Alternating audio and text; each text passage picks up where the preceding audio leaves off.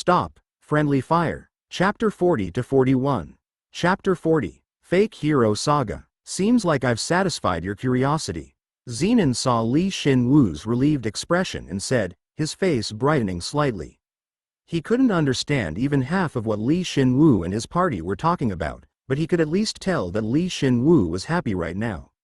Since he was happy, Cinia was also happy. Seeing the flow of emotions between them put Zenon in a daze. Yeah, mostly. I know what I need to do from now on. Now that he thought about it, ever since he came to this world, Shin Woo would act depending on the situation and focus entirely on survival. He'd been swayed by the goddess and the undead, although he'd constructed an independent position for himself through his impeccable acting ability. He couldn't deny that he'd essentially been an actor acting upon another person's stage. However, he'd gotten his hands on all the information he needed once he came to the surface. Now, he was on even footing with the ones behind the stage. It was time for him to pay them back for all the humiliation he'd experienced. Wait a minute, if you going wild and doing as you please is considered humiliation, then I can only imagine what you're going to do. Zenon. Shin Woo had given Rem an order, but Jin didn't know about it, so he looked dumbfounded. Shin Woo ignored him, turned around, and looked at Zenon. Zenon was quietly watching them, or more specifically, Shin Woo and Cinia, who was latching onto him. He then said, thanks for being kind enough to explain all of this to us, even though we came in all of a sudden. If there's anything I can do. No, I'm just happy that I could see a spirit and contractor with such a good relationship. If there's something I want, then it's for you to care for and not discard that lady. Those words were unnecessary. There's no way he'd treat Cinia, who had unlimited affection for him, unkindly. Their relationship wasn't the issue right now, but Zenon himself. Shin Woo asked with a more forceful tone than before. You don't want anything else? He could have done as he asked since Zenon had given him such valuable information, but this and that were separate issues. His instincts as a joker wouldn't allow Zenon to leave the stage like this. There should be something you want, Zenon. Then, he had to go for it. He would push Zenon in the direction he wanted him to go. Don't mock me. I'd rather not bare my fangs at guests. Haha, what a joke. Your fangs are already worn, no? Zenon, who'd weakened from lacking a contractor, likely felt vicarious satisfaction from witnessing Cinia and Shin Woo. But was that all? Would the fury from losing one's contractor truly fade into lethargy after several hundred years? What did you say? If they weren't, then there's no way that the ones who killed your contractors would be living so peacefully outside. No way. When one loses a loved one, their anger may pass for a short time, but it would never fade completely. The reason Zenon and the rest of the spirits here were so lethargic was because they didn't have enough wood to feed the fire. Their anger would reignite with just a little more fuel. While you guys toiled away in here, unable to either live or die, the humans on the surface have lived peacefully, bore children, and advanced their civilization. Yeah, they live truly shamelessly, the humans who killed the ones you love. Enough, Dryad contractor. Stop with the pointless provocations. By staying here, do you know? Even now, the Emperor has spread golems all across the Empire and has ordered them to catch and kill any newly born spirits. If you don't believe me, then I can catch one for you and show it to you. Shut up. Zenon couldn't put up with Shin Woo, who ignored his warning and said whatever he pleased and spewed flames. However, Shin Woo blocked his attack by just drawing the greatsword strapped onto his back. Although Zenon had lost his contractor, he was still a level 7 spirit. But Shin Woo had blocked it with one simple move. Impossible. I looked through all the memories you've all shown me. They were so clear that it felt like it happened only yesterday. But, do you think the humans who tried to eliminate you remember you? Would you even be able to recognize those they so cruelly trampled upon, be they spirits or their contractors? What do you think? You went too far, human. Then, the spirit's spring seethed once more. It wasn't just Zenon. The scattered spirits radiated light and surrounded Shin Woo and his party. Don't say it, human. He wanted to say that they were full of vigor now, but their eyes didn't show such pure energy. Their suppressed hatred and resentment were forcing their bodies to move. Shin Woo looked around, witnessing their encirclement. Tens turned into hundreds, and the hundreds into thousands. Then, he laughed fearlessly. You're too scared to fight your enemies, yet you bare your fangs at me, someone who's trying to help you. Haha, you're just rats who've escaped a battlefield once before. No matter how many of you gather, you can't beat a tiger. I said, shut up. Zenin squeezed out every inch of his magic and the other spirits followed suit, focusing all their magic onto Shin Woo. Cinia was ready and quickly formed a wall of wood, but she couldn't stop thousands of spirits all by herself. Kya, it's all right, Cinia, thanks. The wall crumbled instantly, and the concentrated spell, comprised of various elements, annihilated Shin Woo and his party, or so it seemed. He's not dead? He's absorbing our magic. He's not human. How is he? Who? Shin Woo stepped forward so that his party would remain unharmed, and drew all the spirit's magic to himself. First, he activated all of the elemental resistances he'd trained thus far. He could block the majority of the damage with his resistances. Then, he used his level 8 absorption skill to take care of the rest. Since Zenin was level 7, despite being weakened, Shin Woo hadn't been able to fully absorb his attack and was forced to use his greatsword to defend himself. But even after receiving thousands of attacks from the spirits, Shin Woo's body. No, even his armor wasn't damaged in the least. Even if they kept attacking him, the result would be the same. He was the worst opponent they could have faced. As I thought, you really are too weak. You can't even consider taking revenge if you're this weak. Of course you'd turn tail and run. You've hunkered down for dozens of years. It's actually hundreds of years, isn't it? Yuba star RRRD. Shin Woo picked and chose the words that stung most, and Zenin, unable to put up with him, attacked physically this time. However, there's no way Shin Woo would lose to a spirit, which had sat rotting for hundreds of years when he possessed such high-ranked combat skills. Kuuk. Fundamentally, a spirit's body was quite fast. Moreover, they were in a world created by the spirits. The salamander's charge was both powerful and quick, like lava shooting out of a volcano. However, Shin Woo moved his body with ease and avoided him, as though he knew how he'd attack beforehand. Immediately after, he raised his greatsword as high as possible. Zenin was left wide open from his charge, so Shin Woo hit his waist and pushed him onto the floor. Shin Woo had completely overpowered Zenin with a simple maneuver. Feel better now? Or do you want some more? Kook, yeah, you must be really angry. I know. What would you know? Once Zenin realized that he was outmatched, his voice became weak.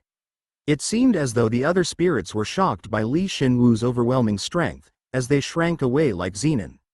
How pathetic. He thought of their full-on attack as an injured baby throwing a fit. With that in mind, he was tormented by a non-existent conscience when he thought about doing as he pleased with them. But since he didn't have a conscience, the feeling went away soon after. No, I know, you said it yourself, that all the spirits here are from that day. So it's only natural that you still feel the anger you felt that day. I get it. More importantly, your question's odd. You were desperately trying to pass it on so I could understand. Am I wrong? Kook, Hoyuk. He's starting to cry. He really is a big baby. Shin Woo wondered whether he should press on or console him, but then, the other spirits also began to cry and Shin Woo's heart stiffened. There was no point in tormenting them any further. If he did, they'd just get more depressed and he wouldn't be able to talk to them anymore. Now was the best time to prove how sincere he was. Zenin, neither the Crown Prince nor the magicians trying to kill you are here. You can be honest with me. Even if I am honest, there's nothing I can do. You can't do anything, so what can we do? You're right, you guys are so weak that you can't do anything on your own. I guess you could pop some popcorn and watch the Magic Empire from your corner. Then what about you? However, it was time. I can give you a chance to sell some medicine. What's a single human going to do? I'm a human who stopped an attack from thousands of spirits. I'm also able to transform into a spirit, and honestly, I haven't been a human for a long time. I showed you plenty, right? Now, if you get it, then let's start over. Medicine too dangerous for children to ingest. Even if we assume you are that powerful, it's still too much for us. As you said, we weren't able to protect our contractors. We're just losers who only care about our survival. Even though hundreds of years have passed, we're still trapped in that day. But you want to take your revenge, right? Ute. Once ingested, they wouldn't be able to go back to how they were. A medicine filled with lies. You want to pay them back, right? You want to give those humans, who made you suffer, they're just desserts, don't you? Say it. Yeah. Gulp. He heard the sound of Zenon drinking it. I want to take revenge. I want to kill those humans. I want to take revenge for my beloved contractor. I want them to feel what we feel. I want them to suffer eternally. It wasn't just Zenon. He heard the other spirits' weak voices too. At first, they were half-hearted, but they gradually got louder and louder. So much so that the spirits' voices resounded throughout the spirits' spring. I want to kill them all. I want revenge, on all humans. I hate everyone who stole our happiness away from us and then shamelessly enjoyed the world as their own. I want them to feel all my pain. No, even more than that. Revenge? I want revenge. What honest and good kids they are. A thin smile appeared on Li Shin Woo's face. Jin thought, here he goes again, and sighed, while Cinia couldn't help but feel her heart pounding at the sight of Li Shin Woo overpowering thousands of spirits. Now, tell me again. What do you want, Zenon?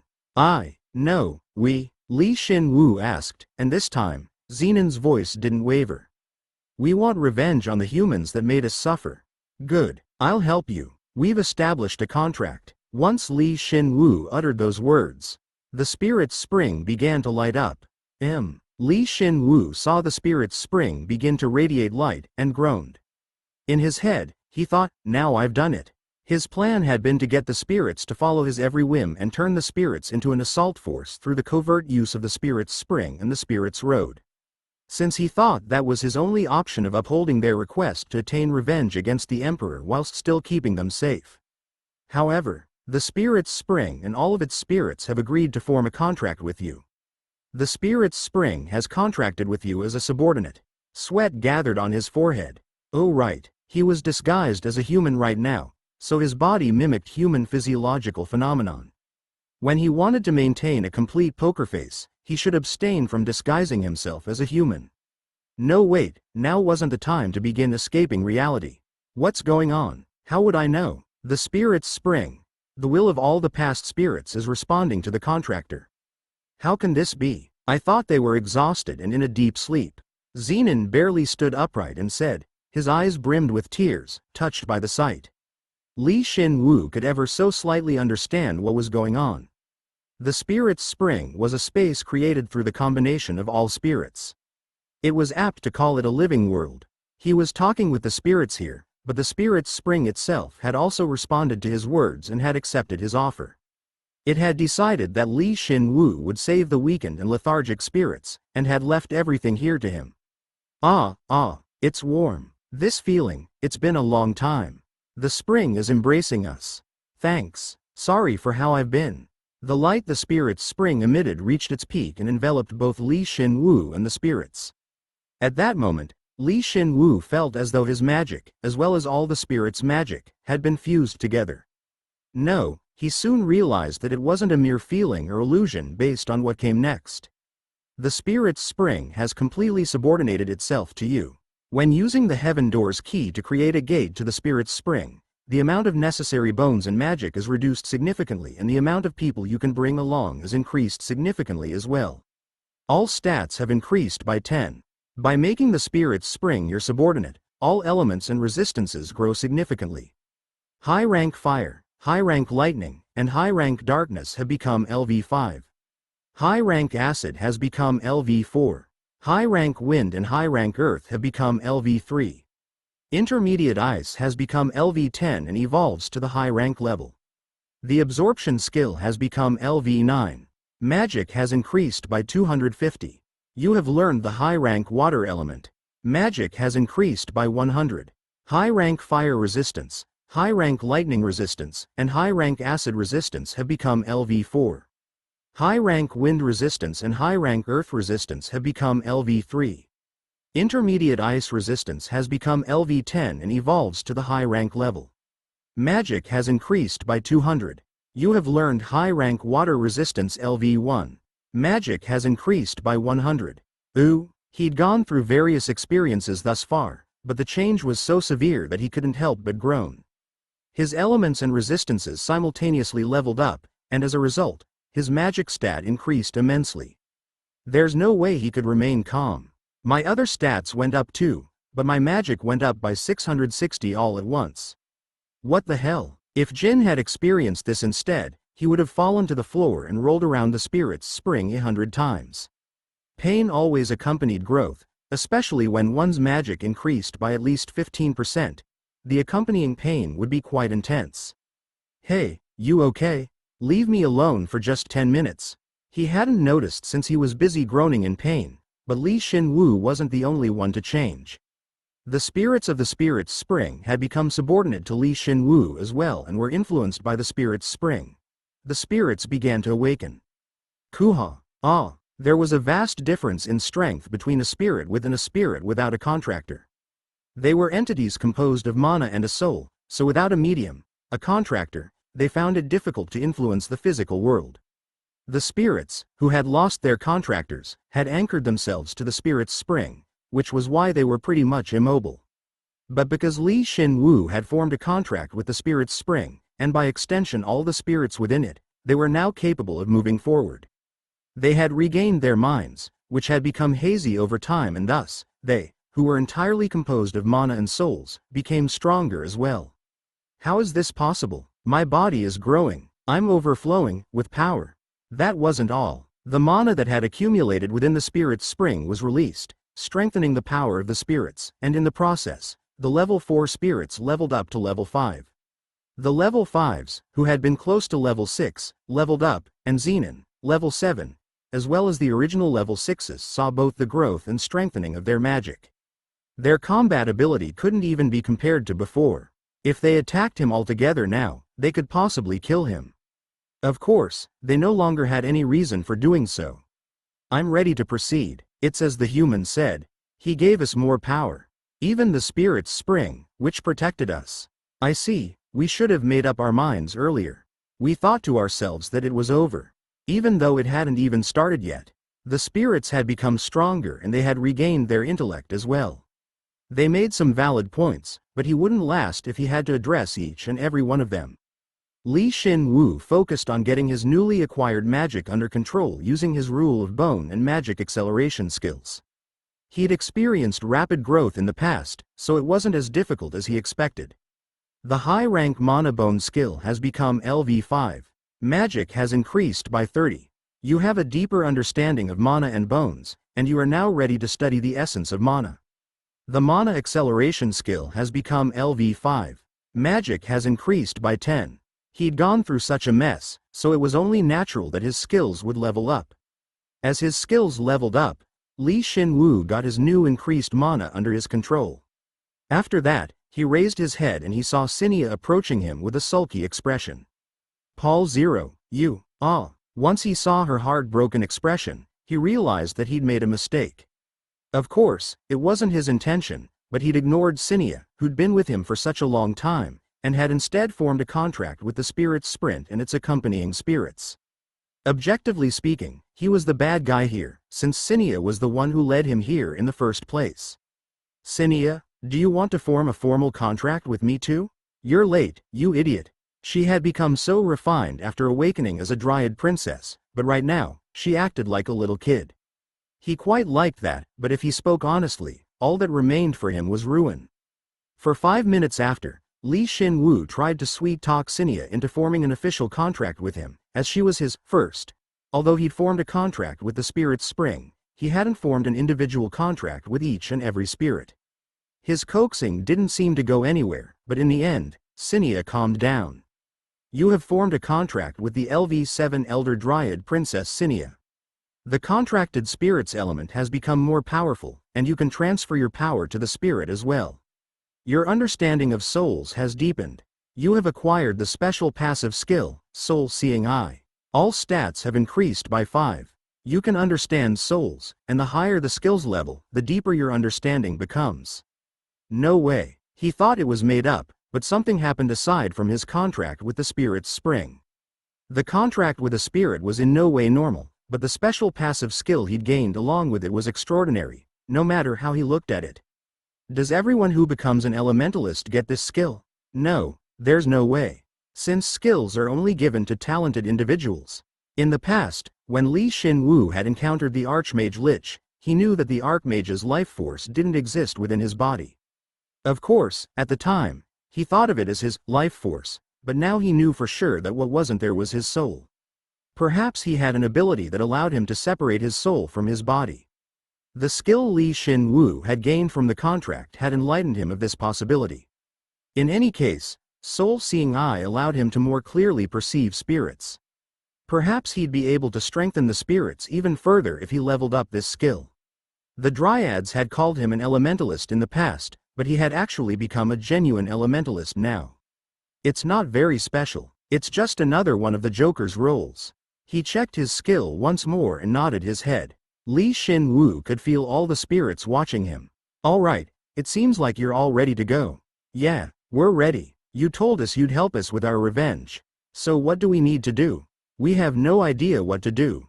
Tell us what we need to do. Was it because he'd formed a contract with the Spirit's Spring? He instinctively knew what the spirits wanted and what they were trying to tell him. Li Shin Woo looked at them and spoke firmly. We obviously can't fight them head on. We need more time to prepare. Do you understand? Yeah, Zenon, the representative of the spirits, replied firmly. Was it because he had the deepest connection with Li Shin Woo amongst them? Li Shin Woo could feel the strong link between them, second only to his connection with Sinia. He decided to recognize Zenon as the representative of the Spirit's Spring from now on and continued. I plan on using the Spirit's Spring as a moving fortress. You can enter the Spirit's Spring through the Spirit's Road wherever you are. Conversely, you can follow me and go someplace else through the Spirit's Road as well. If we take advantage of this ability, then we can quickly attack whomever we want with minimal risk, and also get out without anyone noticing. If we use my gate, then we can shorten that process too. I understand. I'll pick the right situation, place, and time. In other words, I'll be setting the stage for you. I understand that too, thanks. Whenever Zenon nodded his head, the spirits followed suit and nodded, which was adorable. Li Shin Woo grinned and went to the main topic. However, there's something you need to take care of before that. The newly born spirits. Ute. He'd said this once before, but it must have been a sore spot. Zenon widened his eyes. The Emperor has tens of thousands, no, hundreds of thousands of golems searching for naturally born spirits. The spirits are then captured and killed. Of course, I'm stopping them right now, but you should know that there's little chance of a neglected spirit growing safely. So find those spirits and bring them here. I'll tell you where they are through my link with the Golem network. Revenge is just part of the process. Your ultimate goal is to live happily with the other spirits. He'd scared them and fueled their rage before the stick, so now it was time for the carrot.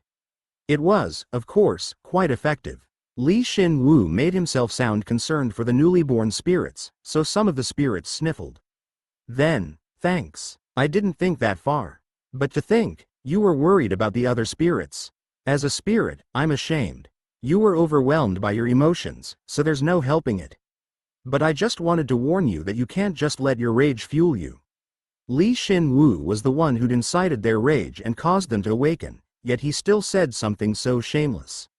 However, the spirits were already in the palm of his hand. They were touched, and when he saw them floundering around, he inwardly muttered, I really like spirits. They're so easy to manipulate. He'd acquired an army of 10,000 spirits in an unexpected place. Moreover, he'd also obtained a crucial springboard to conquering the surface. Funnily enough, none of this had come about due to his extensive planning, but due to him bringing Sinia with him without really thinking. You really don't know what'll happen in life. It's really moving hearing that from you. Jin replied teasingly. So many good things had happened, yet Jin didn't seem very happy. The reason was quite simple. Sinia had approached Li Shin Woo quite aggressively, but once he'd formed an official contract with her, she was so happy that she clung on to him like a girl who'd been in a relationship for 2 weeks. Who?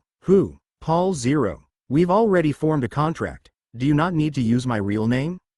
An exchange of one's real name is like a wedding ring, so it's fine.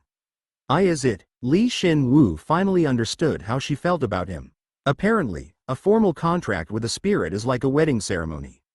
Even more so when the spirit's gender is clearly distinguished like the Dryads. The Dryads are all female. She had been waiting for the time to form an official contract with him, yet Li Shin Woo had the gall to form a contract with 10,000 other spirits first. So he could understand her pent-up frustration. You can stare at me all you want, I'm not going to give Paul Zero to you. At this point, Jin actually appreciated that she recognized him as a rival, which was all the more pitiful. That unspeakable misery made Jin think, can I score a point now? But then, their last remaining party member said, will this really be okay? The spirit shaped like a flaming lizard was, of course, the level 7 Elder Salamander Prince Zenon. Li Shin Woo had ordered the other spirits to form teams and find the newly born spirits on the surface, but he had asked Zenon to follow him. Don't worry, even the 12 generals wouldn't be able to recognize you when you're hidden within the flames I've created. No, I'm okay. I'm right beside you, so I won't be in danger. I'm worried about the other spirits. He was thankful for the overestimation, but Li Shin Woo was still level 7. Of course, if he told Zenon that he was level 7, he wouldn't believe him. Li Shin Woo's stats were on the cusp of level 8, he possessed a variety of high-rank skills, and his level 11 Rule of Bone skill increased his stats equivalent to a level 8. I'm this strong at level 7, so what'll happen when I reach level 8? He was confident that he could take on the level 8 12 generals head-on when he hit level 8. Even if he encountered that Lich again, Li Shin Woo could manage against the Lich due to the buffs from his rebellion skill if they were to fight right now. Even from his own point of view, he felt like he didn't have any weak spots. Do you have a plan? A plan? Ah, you mean for the spirits that can go to the surface now? Nope, key it. Li Shin Woo replied irresponsibly, and Zenon looked like he was at his wit's end. When they had formed a contract, Zenon had seemed so confident, but now that the excitement had worn off he seemed fearful again. Li Shin Woo sighed and said, like I said, I've taken control of the Emperor's Golem network that orders the golems to search for and kill any spirits they find. For now, no one will find out about the spirits. Of course, there's no helping the ones who are unluckily found. Then that means they're in danger. So you wanted revenge when you're not willing to risk anything to get it? Kook. Zenon's weak response caused Li Shin Woo to sigh once again. How was he such a coward? His attitude didn't fit his appearance at all. Of course, he'd expected this from the very beginning. If coaxing them to fight had been easy, and they had sufficient courage while being willing to charge into danger without hesitation, then they wouldn't have hidden within the spirit's spring in the first place. That's what war is like. Each person risks their life. Moreover, the task I've assigned to the spirits is their most important one. It's for the spirits' future, and what they'll do after the battle is over. If they can't do that, then give up on your revenge. I can't give up. We all agree on this. Good. Don't forget that feeling. Of course, Li Shin Woo wasn't planning on leaving the spirits to die. The Golem network would help, but he also left some spirits on standby within the spirit's spring. These spirits would act as a rescue unit, and were ready to be deployed whenever necessary. If they were to die, even though he went through all this effort, then there was really no helping it. They were executing their plan in a much safer environment than the Paul Zero Corps, which was going around the underground empire and hunting the undead. I'm willing to die for you, Paul Zero. But before then, I'd like to leave behind a child. Don't worry, you're not going to die. Paul Zero, weren't dryads birthed from trees? So if they had another way of leaving behind children, then what was it? He wanted to ask, but at the same time, he was suddenly overwhelmed by a sense of anxiety, so he kept it to himself. Following his official contract with her, Cinia began to look at him more sensuously than before. Perhaps, no, he'd figure that out when they were alone. It's good to be loved by a spirit. You even got the spirit's spring to respond to you. You truly are an impressive elementalist. You'll see that later. Zenon seemed truly awestruck by Li Shin Woo. On the other hand, Li Shin Woo just felt bitter, replied, and hurried on his way. They would soon reach the end of the spirit's road. Li Shin Woo had set it up so that they would arrive outside of the thicket near Kuroa's glory. At first, it had taken several hours to get to the spirit's spring, but it only took a few minutes on the way back.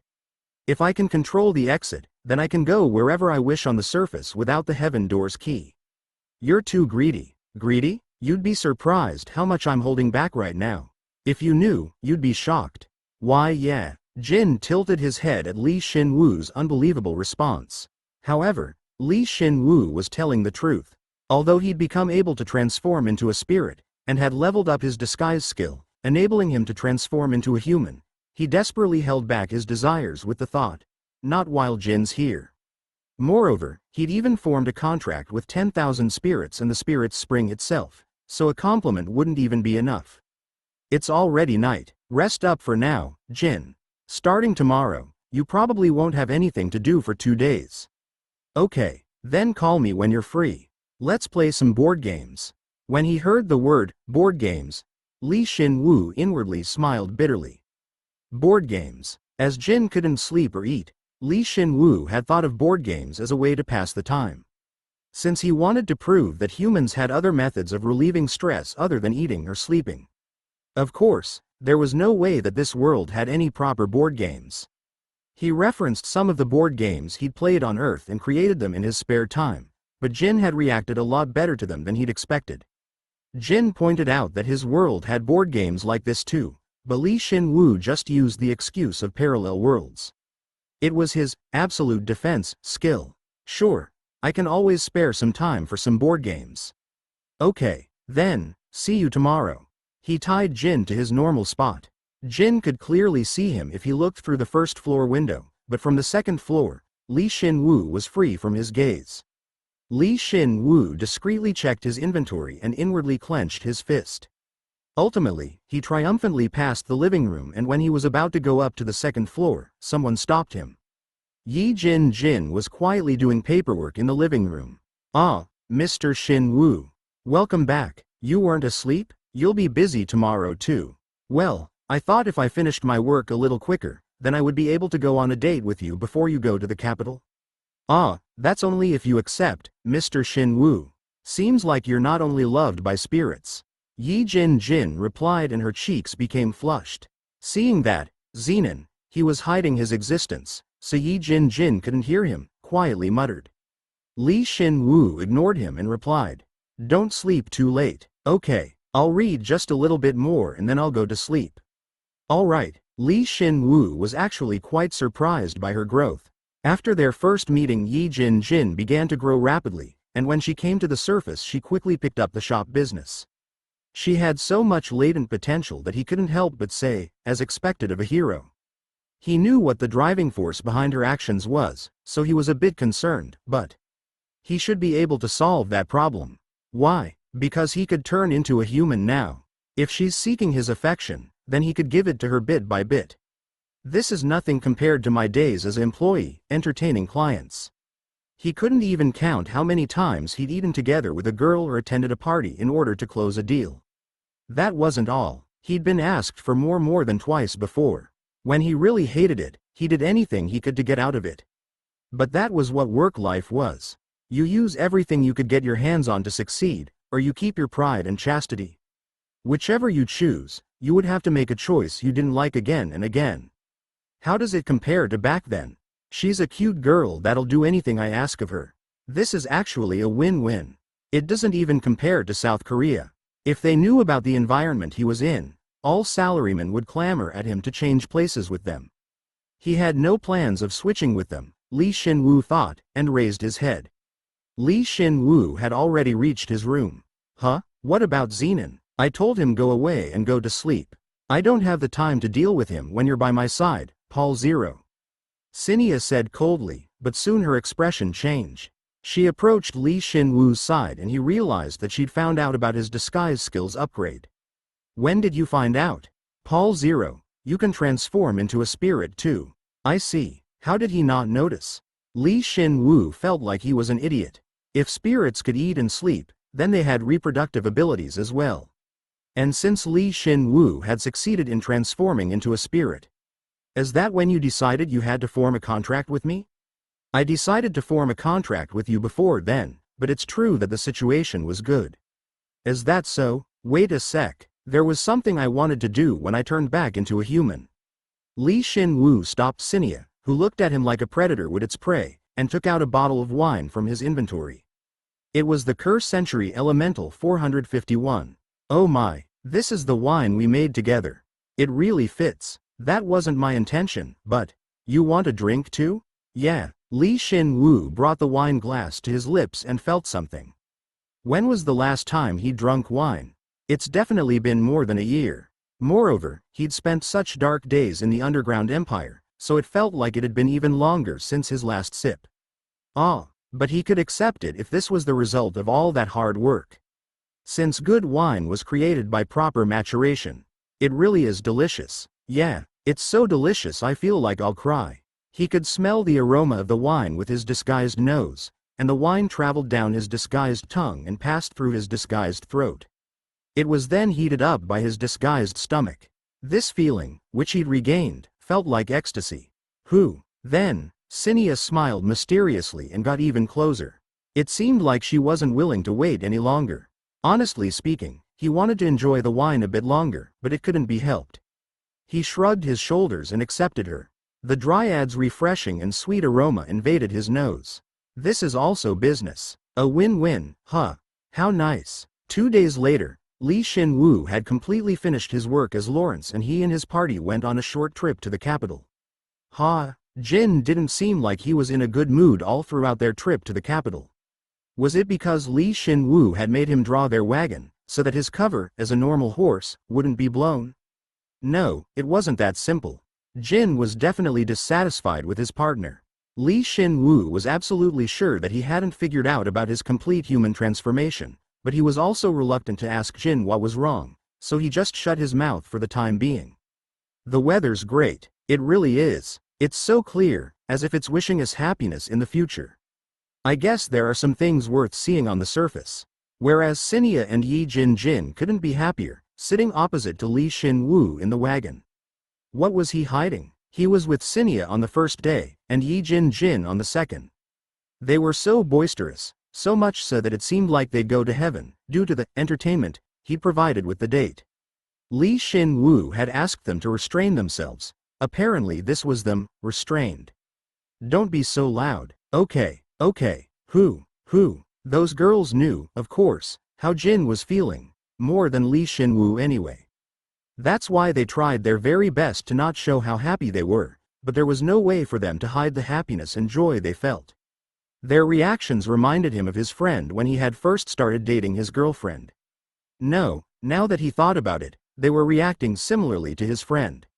Mr. Shin Woo, that cloud looks like your eye socket. No matter how I look at it, it looks more like his sacrum than his eye socket. Do you guys always look at my bones so closely on a regular basis? And whenever they engaged in more intimate skinship, he could hear Jin's hit points going down. Be honest, what did you do to them? Did you by any chance? I told you, they've been working hard, so I complimented them a little bit. After that, I guess we had a date. It was a commercial service. A service. A date is a service. Shin Woo could hear Jin's voice through the assimilation skill and responded naturally. There was absolutely nothing wrong with his attitude. Of course, Jin didn't trust him right away, as he'd traveled with this joker for so long, but he didn't have any evidence to pursue it with. So, I'm your partner, you shouldn't lie to me. I told you, I'm not lying to you. Really? So Jin stopped his attempts at breaking Shin Woo's unbreakable mask, and tried to hit at his conscience instead. Of course, you're my partner, my only partner, your only partner. However, Shin Woo didn't have a conscience, so it was completely ineffective.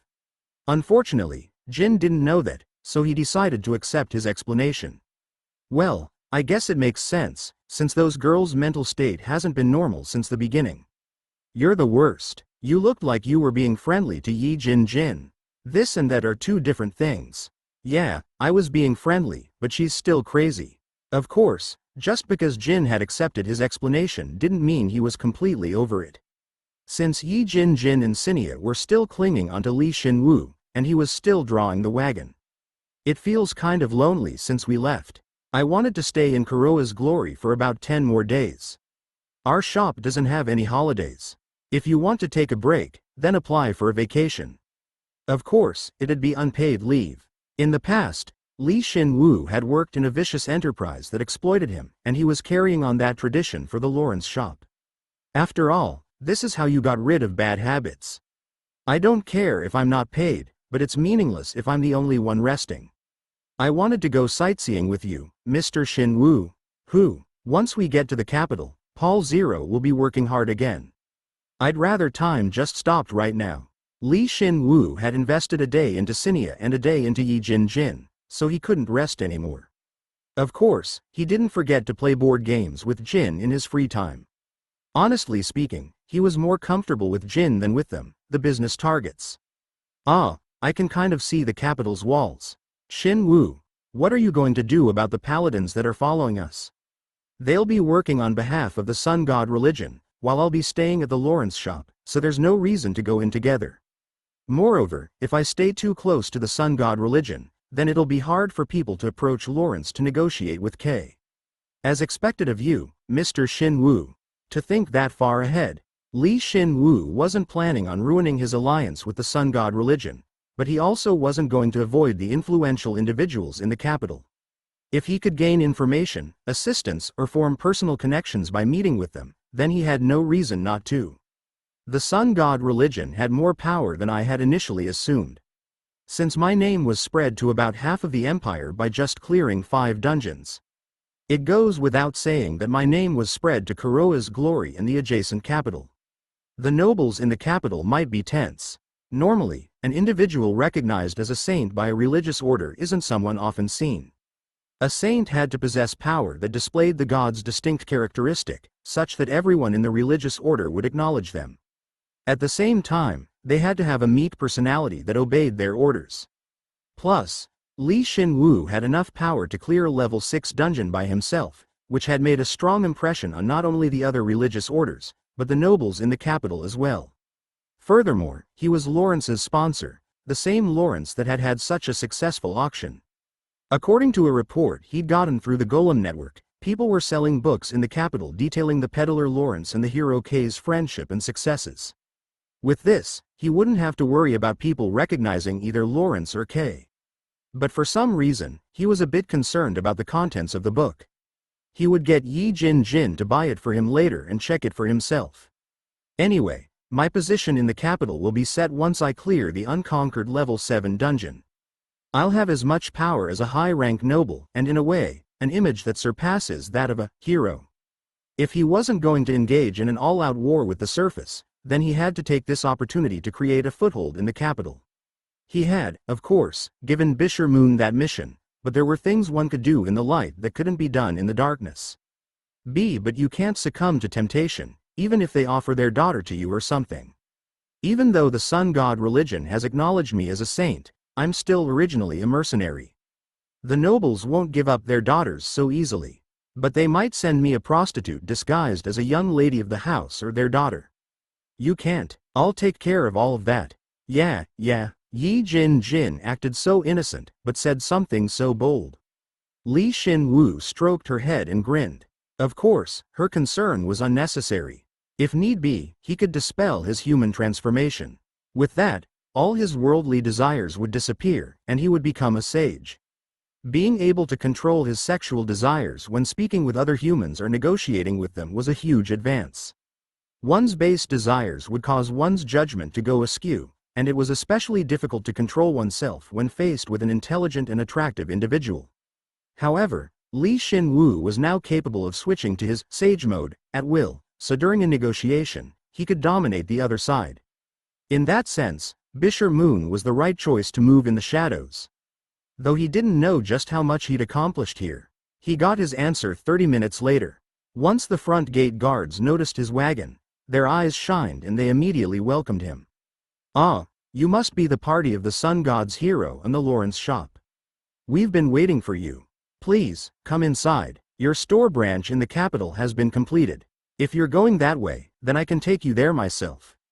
I'd appreciate it. He thought that perhaps Bisher Moon had done something to the guards to take advantage of the nobles, but once the lid was open, he found that it was the complete opposite. Just in case, he checked the guards' stats, but there was nothing suspicious about them. They were 100% human. While he was puzzled, one of the guards guiding them approached him and whispered. Lord Bisher said he'd meet with you in the evening. Can you tell him I got his message? Of course. As he thought, this human was under Bisher Moon's control. He didn't know if he commissioned them, or if one of his subordinates had infiltrated the guards, but he was amazing either way. As a regular business employee, Li Shin Woo didn't know what Bisher had done to acquire such power in the capital. Well, I'll know after I hear it straight from him. Perhaps he did stuff like this in the past, before he became a hero, Li Shin Woo thought vaguely. At the end of the road, he could see an indistinct castle. It seemed completely hidden, but he could feel it. The existence of the Emperor within those walls, as well as magic greater than that of the Archmage. At that moment, he was sure of it. He was a lower level than him, but for some reason, he was able to roughly measure him. Level 9. He'd expected this, but it felt different in person. Did the Emperor sense his presence as well? Even if he did, he would probably regard him as the Sun God's hero. There was also a chance he hadn't sensed him at all. Li Shin Woo was confident that his mana control wouldn't lose to anyone. As I thought, it'd be difficult to face a level 9. Is the undead Emperor also level 9? He probably is. Ultimately, if I want to achieve my goals, then I need to take those two down. His magic had increased significantly and he'd collected bones from the level 6 dungeons, which had increased his stats by a little. So, his current stat total was 12,392. He needed a little over 400 stats to reach level 8. But even if he reached level 8, he didn't think he could defeat the Emperor.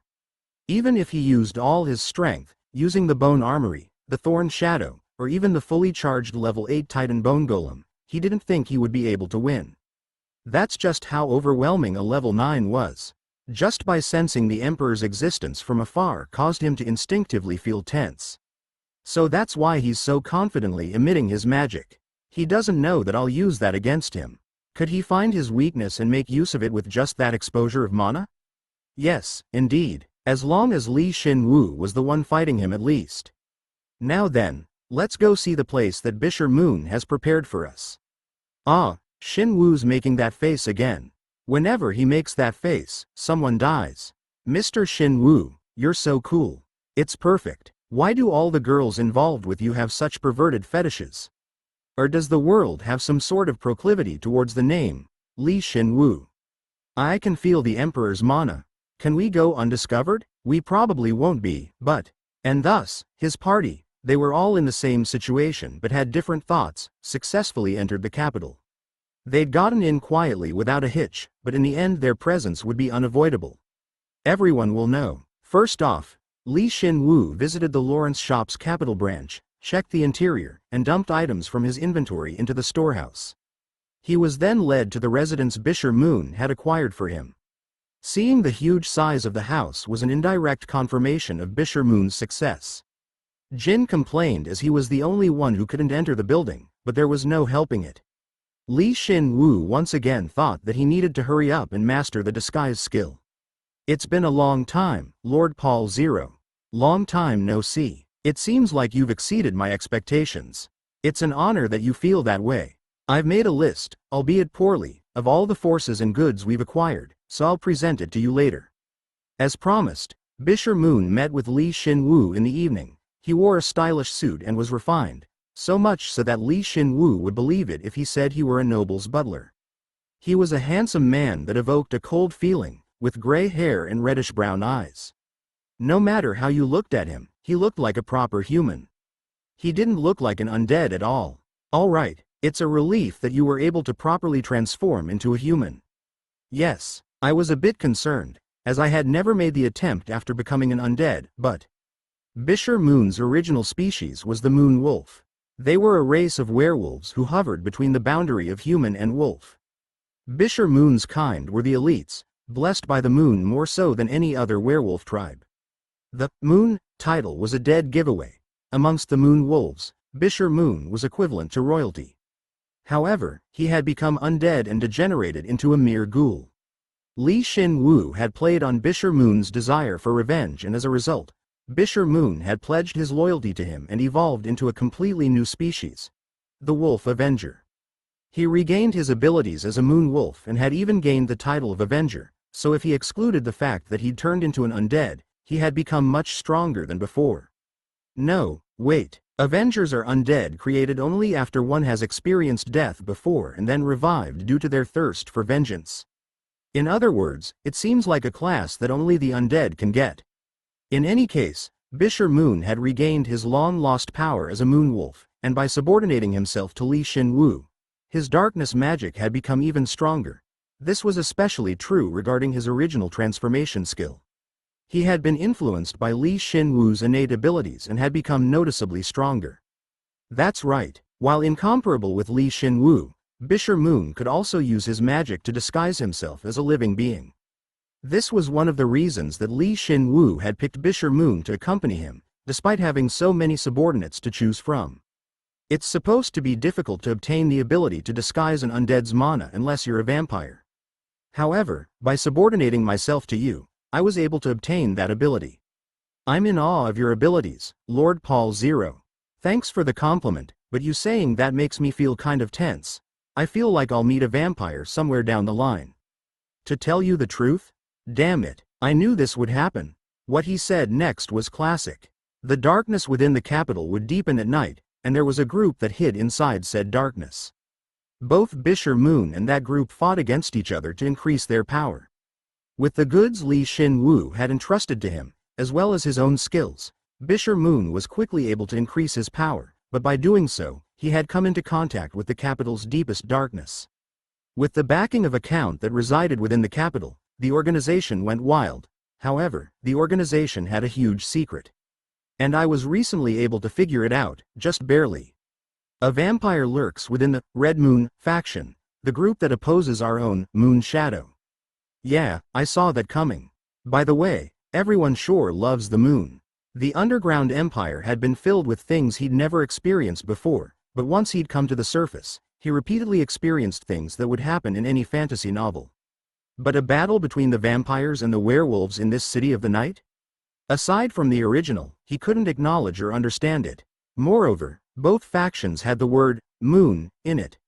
It was a relief that his side only one had werewolf in it. Don't waste your time on such a pointless fight and end it already. Want me to help? Not only do they have a noble in their group, but information on our group has spread, so it would be difficult to fight them head on. If we attack them half-baked, then we'll lose our standing in the capital. If we're going for it, then we have to strike at their core. Perhaps then I'll ask you for your help, Lord Paul Zero. Alright, I got it. The count that Bisher Moon had found was likely under the control of a vampire. The fact that Bisher Moon could easily find information on them meant that there was a key figure in the Red Moon that used them as shields. A giant force that had power over day and night. It probably wasn't the Emperor, but it had to be someone close, like a high-ranking noble. Both sides are really daring. When all the undead were forced into the underground, they weren't purged and instead have been operating in the capital and raising their forces all this time. Which means, they were powerful and daring enough to fool even the Emperor. An unexpected competitor had shown up. Knowing this information beforehand would prove indispensable. Wait a sec. Then, what's most important is, it's to ensure that they don't figure out the link between us, Lord Paul Zero. But you don't have to worry about that, since I can use darkness magic as well. Are you sure you're up for it? Of course. You can count on me. Alright, then I'll leave it to you. After that, Li Shin Woo accepted and read Bisher Moon's report. The report summarized Bisher Moon's successes, including how many troops he'd gathered and managed, important figures, and an account of their finances. With feats like this, Bisher Moon could raise his head up high. He was surprised that Bisher Moon had gathered so many troops in such a short period of time, less than a month. 300 buildings, with at least 100 of them in the capital's main street. As expected, they're disguised as either shops or inns. Moreover, you won over a noble too? My identity wasn't revealed, but I was able to recruit those who opposed the Red Moon, which is where most of the low-ranking nobles gather. In the process, I tried to imitate you, albeit poorly, and was somehow able to resolve the issue well. Now they're completely loyal to the organization, Moon Shadow. Unbelievable. They say a child learns from their parents. This was a good example of that. Li Shin Woo didn't know when Bisher even had the opportunity to watch and learn from him, but this was quite the success. Good, you've done well. Now I don't have to meet them one by one. There were several people I couldn't persuade. If you just give me a little bit more time, then leave them to me. I just got a title that might work here. As expected of my lord, Li Shin Woo had originally planned on spreading Lawrence and Kay's names far and wide, and slowly build his position in the capital, but due to the sun god religion's support, his plan had been sped up by a few months. As the hero, K, he had cleared unconquered dungeons one after another, ones which had been untouched by mankind, and regained human territory. Plus, he made the sun god's light more well known. He was powerful enough that a low-rank noble wouldn't be able to deal with him. You really get along with him, your subordinate. If we can deal with the Emperor somehow, then you should be able to seize control over the entire magic empire, Lord Paul Zero. Why do I have to carry that burden? Shin Woo wanted to live freely, he didn't want to live for others. It may sound like this was coming out of the blue, as he was now the heaven-defying general, but managing his subordinates was a real pain in the ass. He imagined managing something as large as the empire and just sighed. Being a peddler, Lawrence, is plenty enough for me. Mr. Shin Woo, it's too late, so please just accept it. Yi Jin laughed and Shin Woo felt his dreams being cut apart.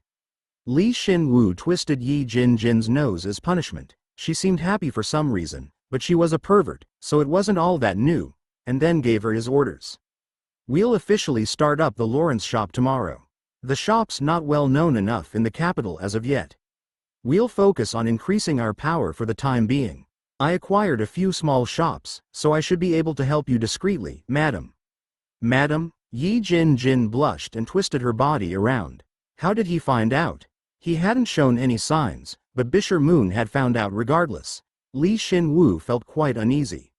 I figured it out based on the space between you two, the way Ms. Yi Jin looks at you, and various other factors. The spirit you're traveling with as well. Ah, I'm right. As expected of one of Paul Zero's subordinates. It sure is a relief that Jin couldn't come inside, Shin Woo suddenly thought and smiled bitterly. No, now wasn't the time to be engaging in this love comedy. Shin Woo shook his head and asked Bisher Moon. Bisher Moon, did you get what I asked for through Rem? I thought it would be quite difficult to obtain, as it is stored in the heart of the Empire, but I was somehow able to procure it with Rem's help. I was shocked when I witnessed Rem's ability to nullify level 7 golems. Yeah, Rem might be the strongest when there are a lot of golems around. I'll take over later, so bring it to me personally. Understood. What are you talking about? Was there an item hidden within the capital that you wanted, Mr. Shin Woo? She didn't directly ask if he stole something, but went about it in a roundabout way. In response, Shin Woo smiled meaningfully. It's the best loot I've gotten from the surface. Once he'd carefully looked over Bisher Moon's report, Shin Woo discussed the direction they'd go from now on. Concerning the cooperation between the Lawrence shop and Moonshadow, or what the hero K would be doing, as well as any urgent problems. After that, he told them to break up. Then, I'll give you my report. Now it was Rem's turn. He wanted to know how it had acquired the golems without the Emperor's notice, how the golems were arranged, and how many there were. He'd heard about it on his way here already, but if he reviewed it again, then he'd be able to adjust their future actions. Of particular note was the discovery of a few spirits. Golems were placed across the Empire and sought out spirits under the Emperor's command, so they were able to find spirits faster than anything else. It was important that he let the spring spirits know so they could take care of it. Of course, I deleted all of the golems' previous orders, but I cannot force them to act outside of their designated routines. Thus, the spirits must act quickly. Let's ask Cinia for help with that. You don't need to report each and every matter to me. Just inform the spirits through Cinia. Understood. Aside from that, I acquired information from the capital in order of importance. While Shin Woo was organizing and analyzing Bisher Moon and Rem's information, Cinia and Yi Jin were fighting. Starting tomorrow, Shin Woo would be busy with his work as K, so they were fighting for the right to be with Shin Woo this evening. With this, I have 4 wins and 3 losses. I win. It's a deuce. If you lose the next game, then it's invalid. Hurry up, go on to the next game. When did we have such a rule? If they were fighting with pure strength, then Yi Jin would lose instantly, but because they were using the board game Shin Woo had created to determine victory or defeat, they weren't getting a clear winner or loser. Ultimately, Shin Woo, who'd finished with his work, ended their dispute by promising that he'd bring both of them to his bedroom. Even though he was disguised as a human, his infinite stamina as an undead remained. Mr. Shin Woo, can't you give me another hug? Seriously, do some work. Work. That would end Li Shin Woo's unpaid leave. Xinia and Yi Jin Jin thought it'd be nice if the night would go on forever, but there was no way their wish would be fulfilled. Li Shin Woo calmly shook off Xinia and Yi Jin Jin and stood up. He was hit by the rays of the morning sun and equipped his armor once more. He had gotten a report from the Sun God religion. They had procured the level 7 dungeon. It had been a long time since they'd last met. The Sun God religion's Pope looked at Kay, who was fully equipped, and asked, "I heard that Lawrence has a young, beautiful lover, who's also business savvy and goes with him everywhere. What about you? You got anyone? I don't want to take all the credit, but you've become more well known because of us. I'm planning on stealing her from him." "Don't do it. If the Sun God's hero splits from his backer for such a trivial reason, then we'll lose face." It was a joke. To be honest, I'm not interested. Since both of them were him, there weren't any problems, but it seems like the Pope still considered them separate individuals. The situation had changed from what he'd first envisioned, and there wouldn't be any problems with disclosing the fact that he was both Kay and Lawrence. However, he stubbornly wanted to go with his original concept. People would be suspicious if he disclosed the fact that Lawrence never existed in the first place. "So that's your preference?" Just asking. But are you trying to steal Lawrence from his lover, not the other way around?"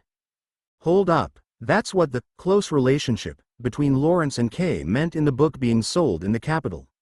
Li Shin Woo was conflicted. He wanted to interrogate the Pope, but he was also fearful of the subject.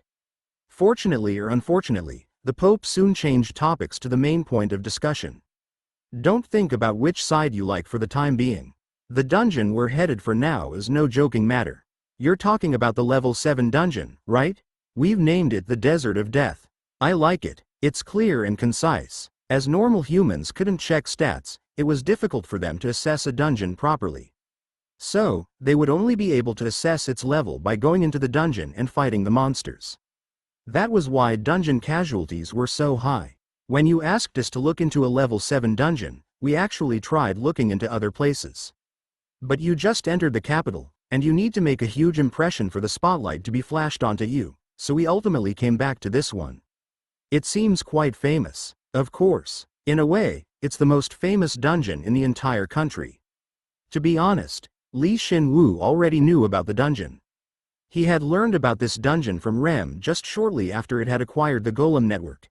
The reason he was able to get information on it so quickly was because of how well known it was. The dungeon wasn't open to the public, but he had gotten the info once the Golem network had spread to the capital.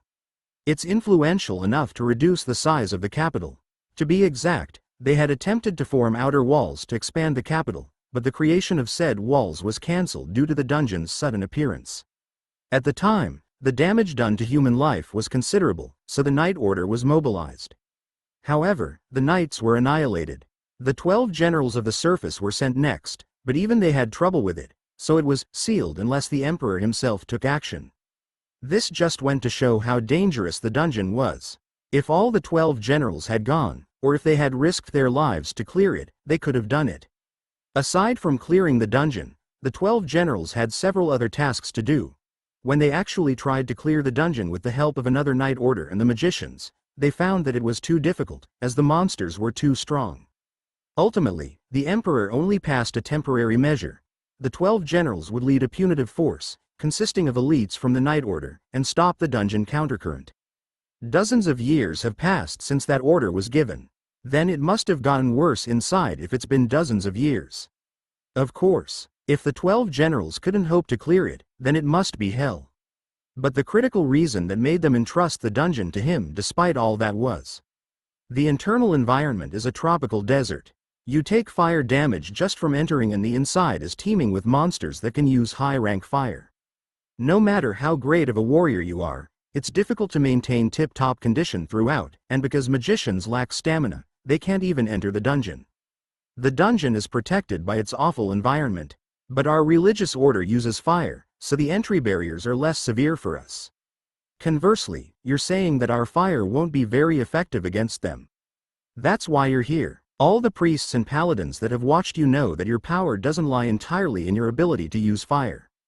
They had probably noticed how powerful bursting thunder was when combined with the fire element. A warrior that possessed impeccable swordsmanship and could wield powerful flames. That was Shin Woo, or K's current image. It wasn't wrong in real life either. But there was one thing that bothered him. But bursting thunder is strongest when used in conjunction with the lightning element. However, I can't just pull out a new element out of the blue, and using bones in front of other people is out of the question. Of course, he should be able to progress through the dungeon. He had Zenon's help right now, as well as the absorption and fire resistance skills. He couldn't help but feel relaxed. Shin Woo thought of it as training his fire-related skills. But it's still the wrong way to go about this. Though, it doesn't matter how much time I take. As long as I clear the dungeon, my fame will rise. And if I'm in a pinch, then I can just get away from the others and use my true abilities. Should I lay a smokescreen beforehand? While Shin Woo was deep in thought, the Pope seemed to misunderstand and spoke in a relaxed tone. If you're this worried, then I, the Pope of the Sun God religion, should go with you. I have no intention of losing you here and even less intention of dying in there. Relax. No, I won't die no matter what. There's no need for you to enter the dungeon. You'll get in the way. Get in the way? You shouldn't look down on my fire magic and resistance. I can also use healing spells too, so the paladins and the priests will get in the way too. It's fine that they are willing to risk their lives for their religion, but if I find that they're holding me down, then I'll send them right back to the surface.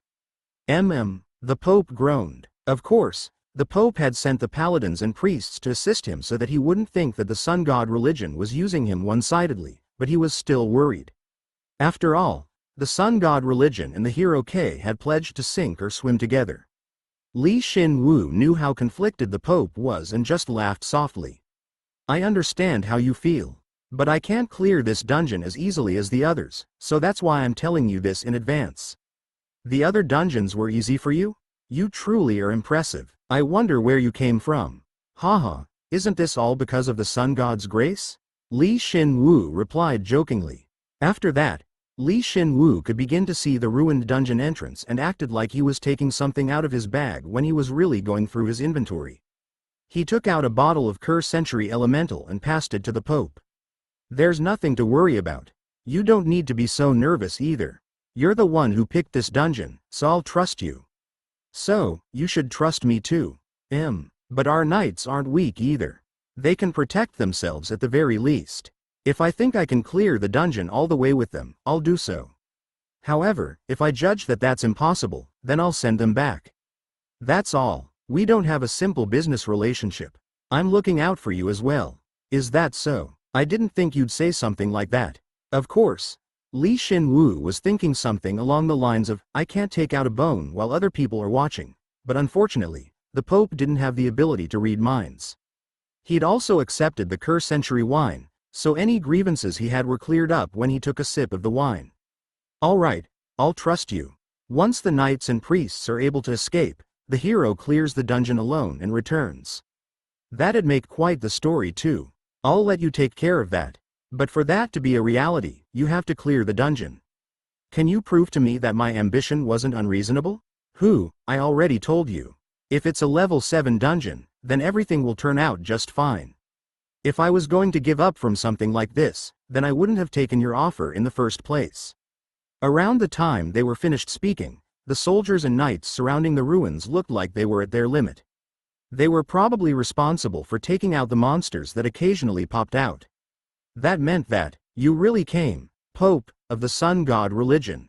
It's been a long time, Evil Eye General. At the center of the soldiers, a person boasting exceptional energy walked forward and greeted the Pope. They wore a full suit of armor, so Shin Woo couldn't tell their age or even their gender. But when the general raised the visor of their helm, Shin Woo could see her eyes and hear her voice. She was definitely a woman. LV7 Evil Eye General Sharina von Hagel. Shin Woo tilted his head, as he couldn't really feel anything magical about her eyes. Her eyes were just a normal, deep green color.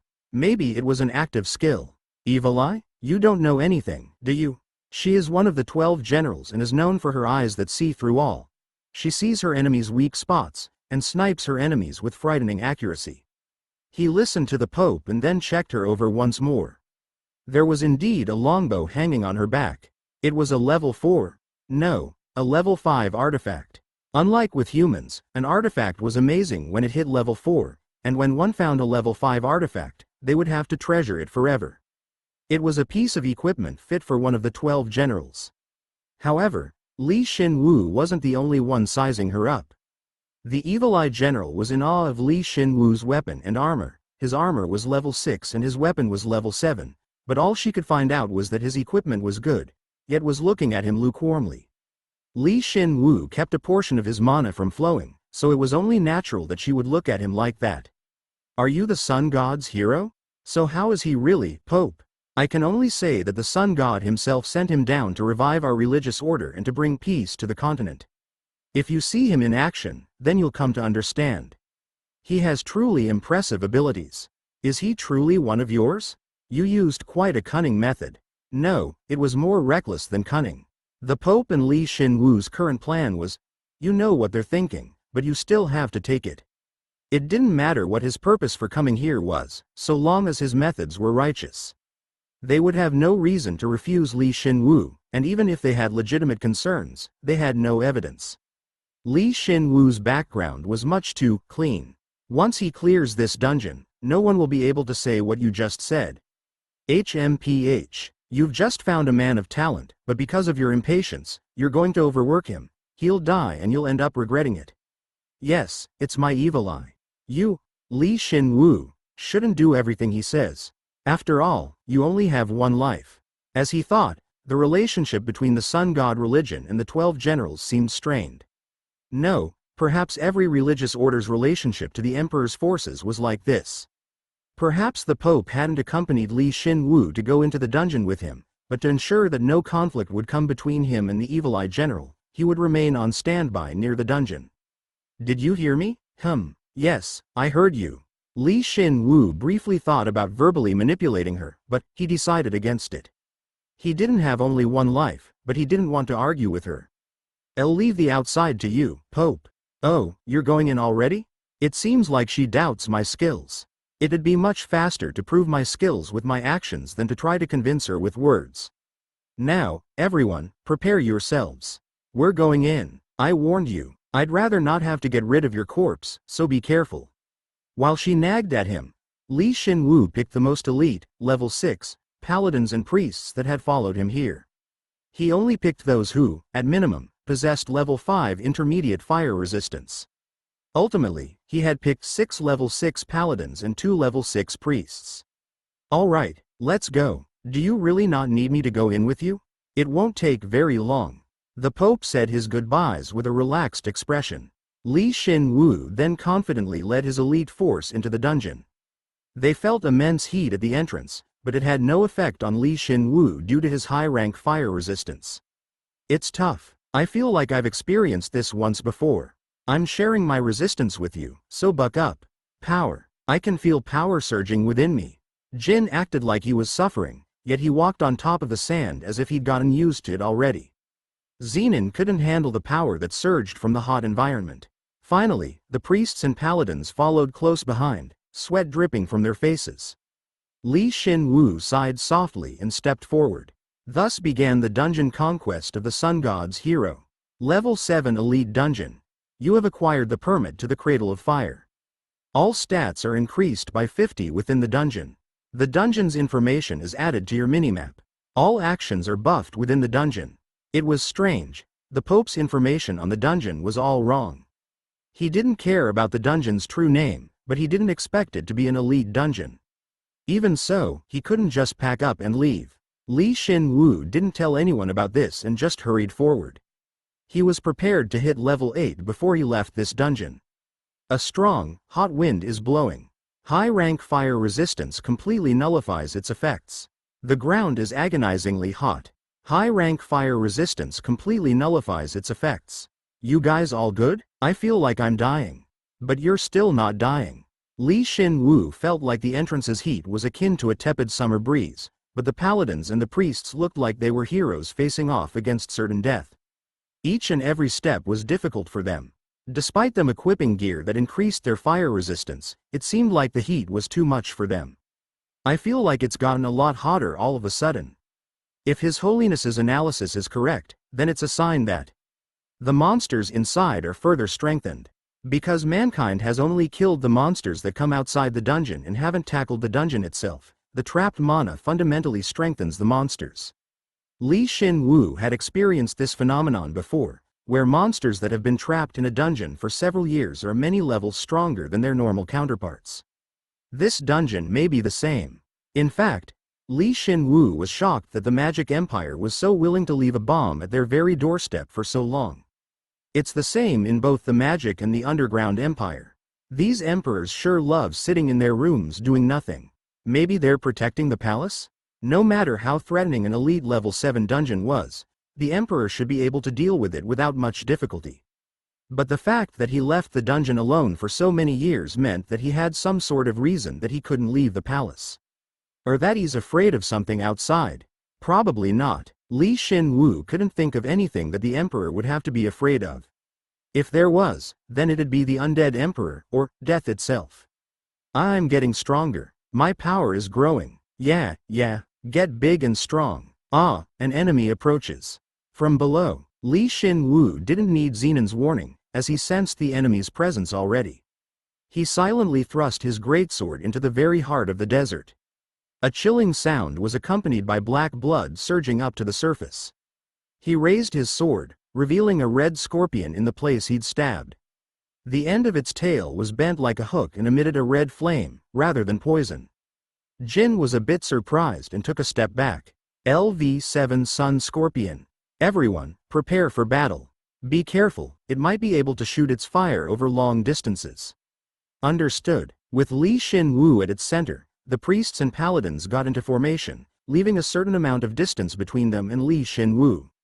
While they were doing that, Shin Woo roughly assessed the Sun Scorpion's strength and abilities. He ripped off its outer shell and beat on it, and also figured out its methods of attacking. It's weak. It is? A Sun Scorpion's greatest strength wasn't its toughness. It was its heat. It wasn't very large, but the scorpion's heat felt as though it had concentrated the surrounding desert's heat. Moreover, the flame at the end of its tail would bypass intermediate fire resistance entirely and burn the body. Of course, it didn't have any effect whatsoever on Shin Woo.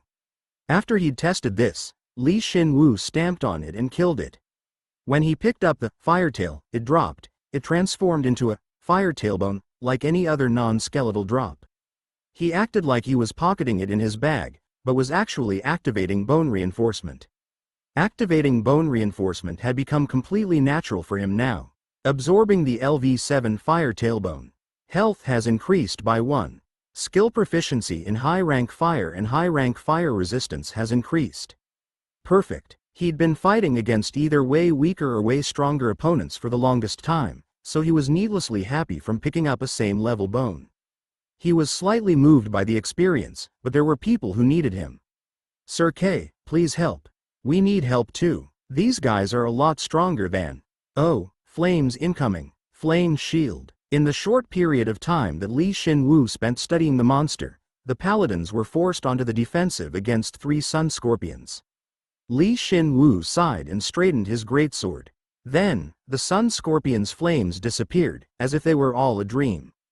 Their tail flames disappeared too. The scorpions panicked and shook their tails, but it didn't change anything. What? That's elemental domination. I didn't think anyone could actually use that ability. Even the Heavenly Light General, the leader of the 12 generals, shouldn't be at that level. Elemental domination. It wasn't a skill. When one's element dominates the other, the dominator can seize his opponent's element and use it as he pleases. It was recorded as a legend, but the paladins and priests were seeing the rebirth of that ability right before their very eyes. Is what they thought, but it wasn't.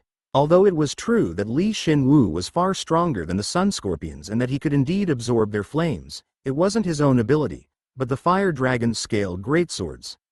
Special passive skill. Fire Eater, absorbs the fire element and all fire-related energy. Special passive skill.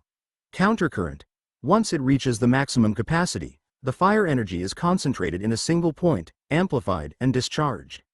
He hadn't fought against any fire enemies thus far strong enough to warrant the skill's use, but after thinking about it, he realized he could make good use of the Fire Dragon's scale greatsword here.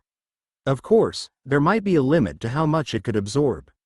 But at the very least, Shin Woo hadn't met any enemies as powerful as he was. I'll erase the flames, so do your best.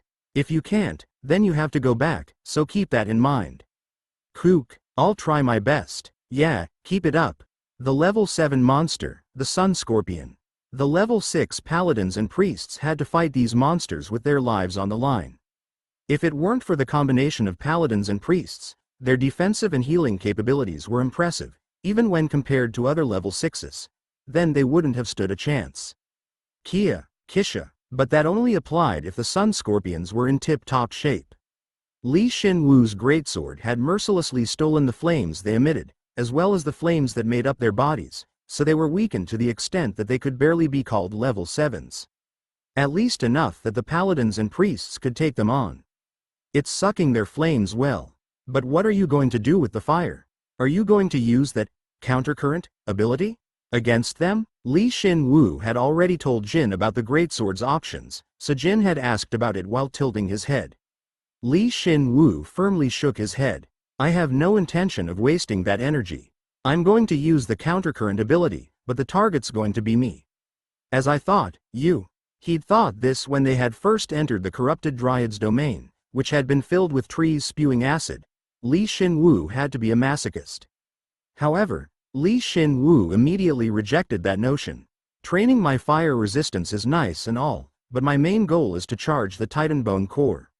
The level 8 Titan Bone Core, which had charged for 2 months, and would enable him to board the Titan Bone Golem for 4 minutes. The item had evolved, allowing the outside of the golem to endlessly accumulate heat and charge itself, but Shin Woo wanted to go one step further. The heat should be able to reduce the charge time. And if that all goes well, he'd come to a dungeon filled with the fire element, hadn't he? Shin Woo secretly hoping to improve the golem's performance with the loot he got here. After all, he would hit level 8 soon. The narrower the gap between his stats and the Titan Bone Golems, the lower the stats he'd gain from synchronizing with it. That's why he wanted to improve the golem. In the end, he just didn't want to lose out on his investment. What about that tailbone? I absorbed and analyzed it, but it's unusable. I can't use something that weak to reinforce the core. When he had researched the core with Kratia before, they came to the conclusion that this was its limit, but Shin Woo thought differently now. Didn't the Bone Gate evolve too? The Titan Bone Core, as well as the Titan Bone Golem it created, could definitely reach new heights.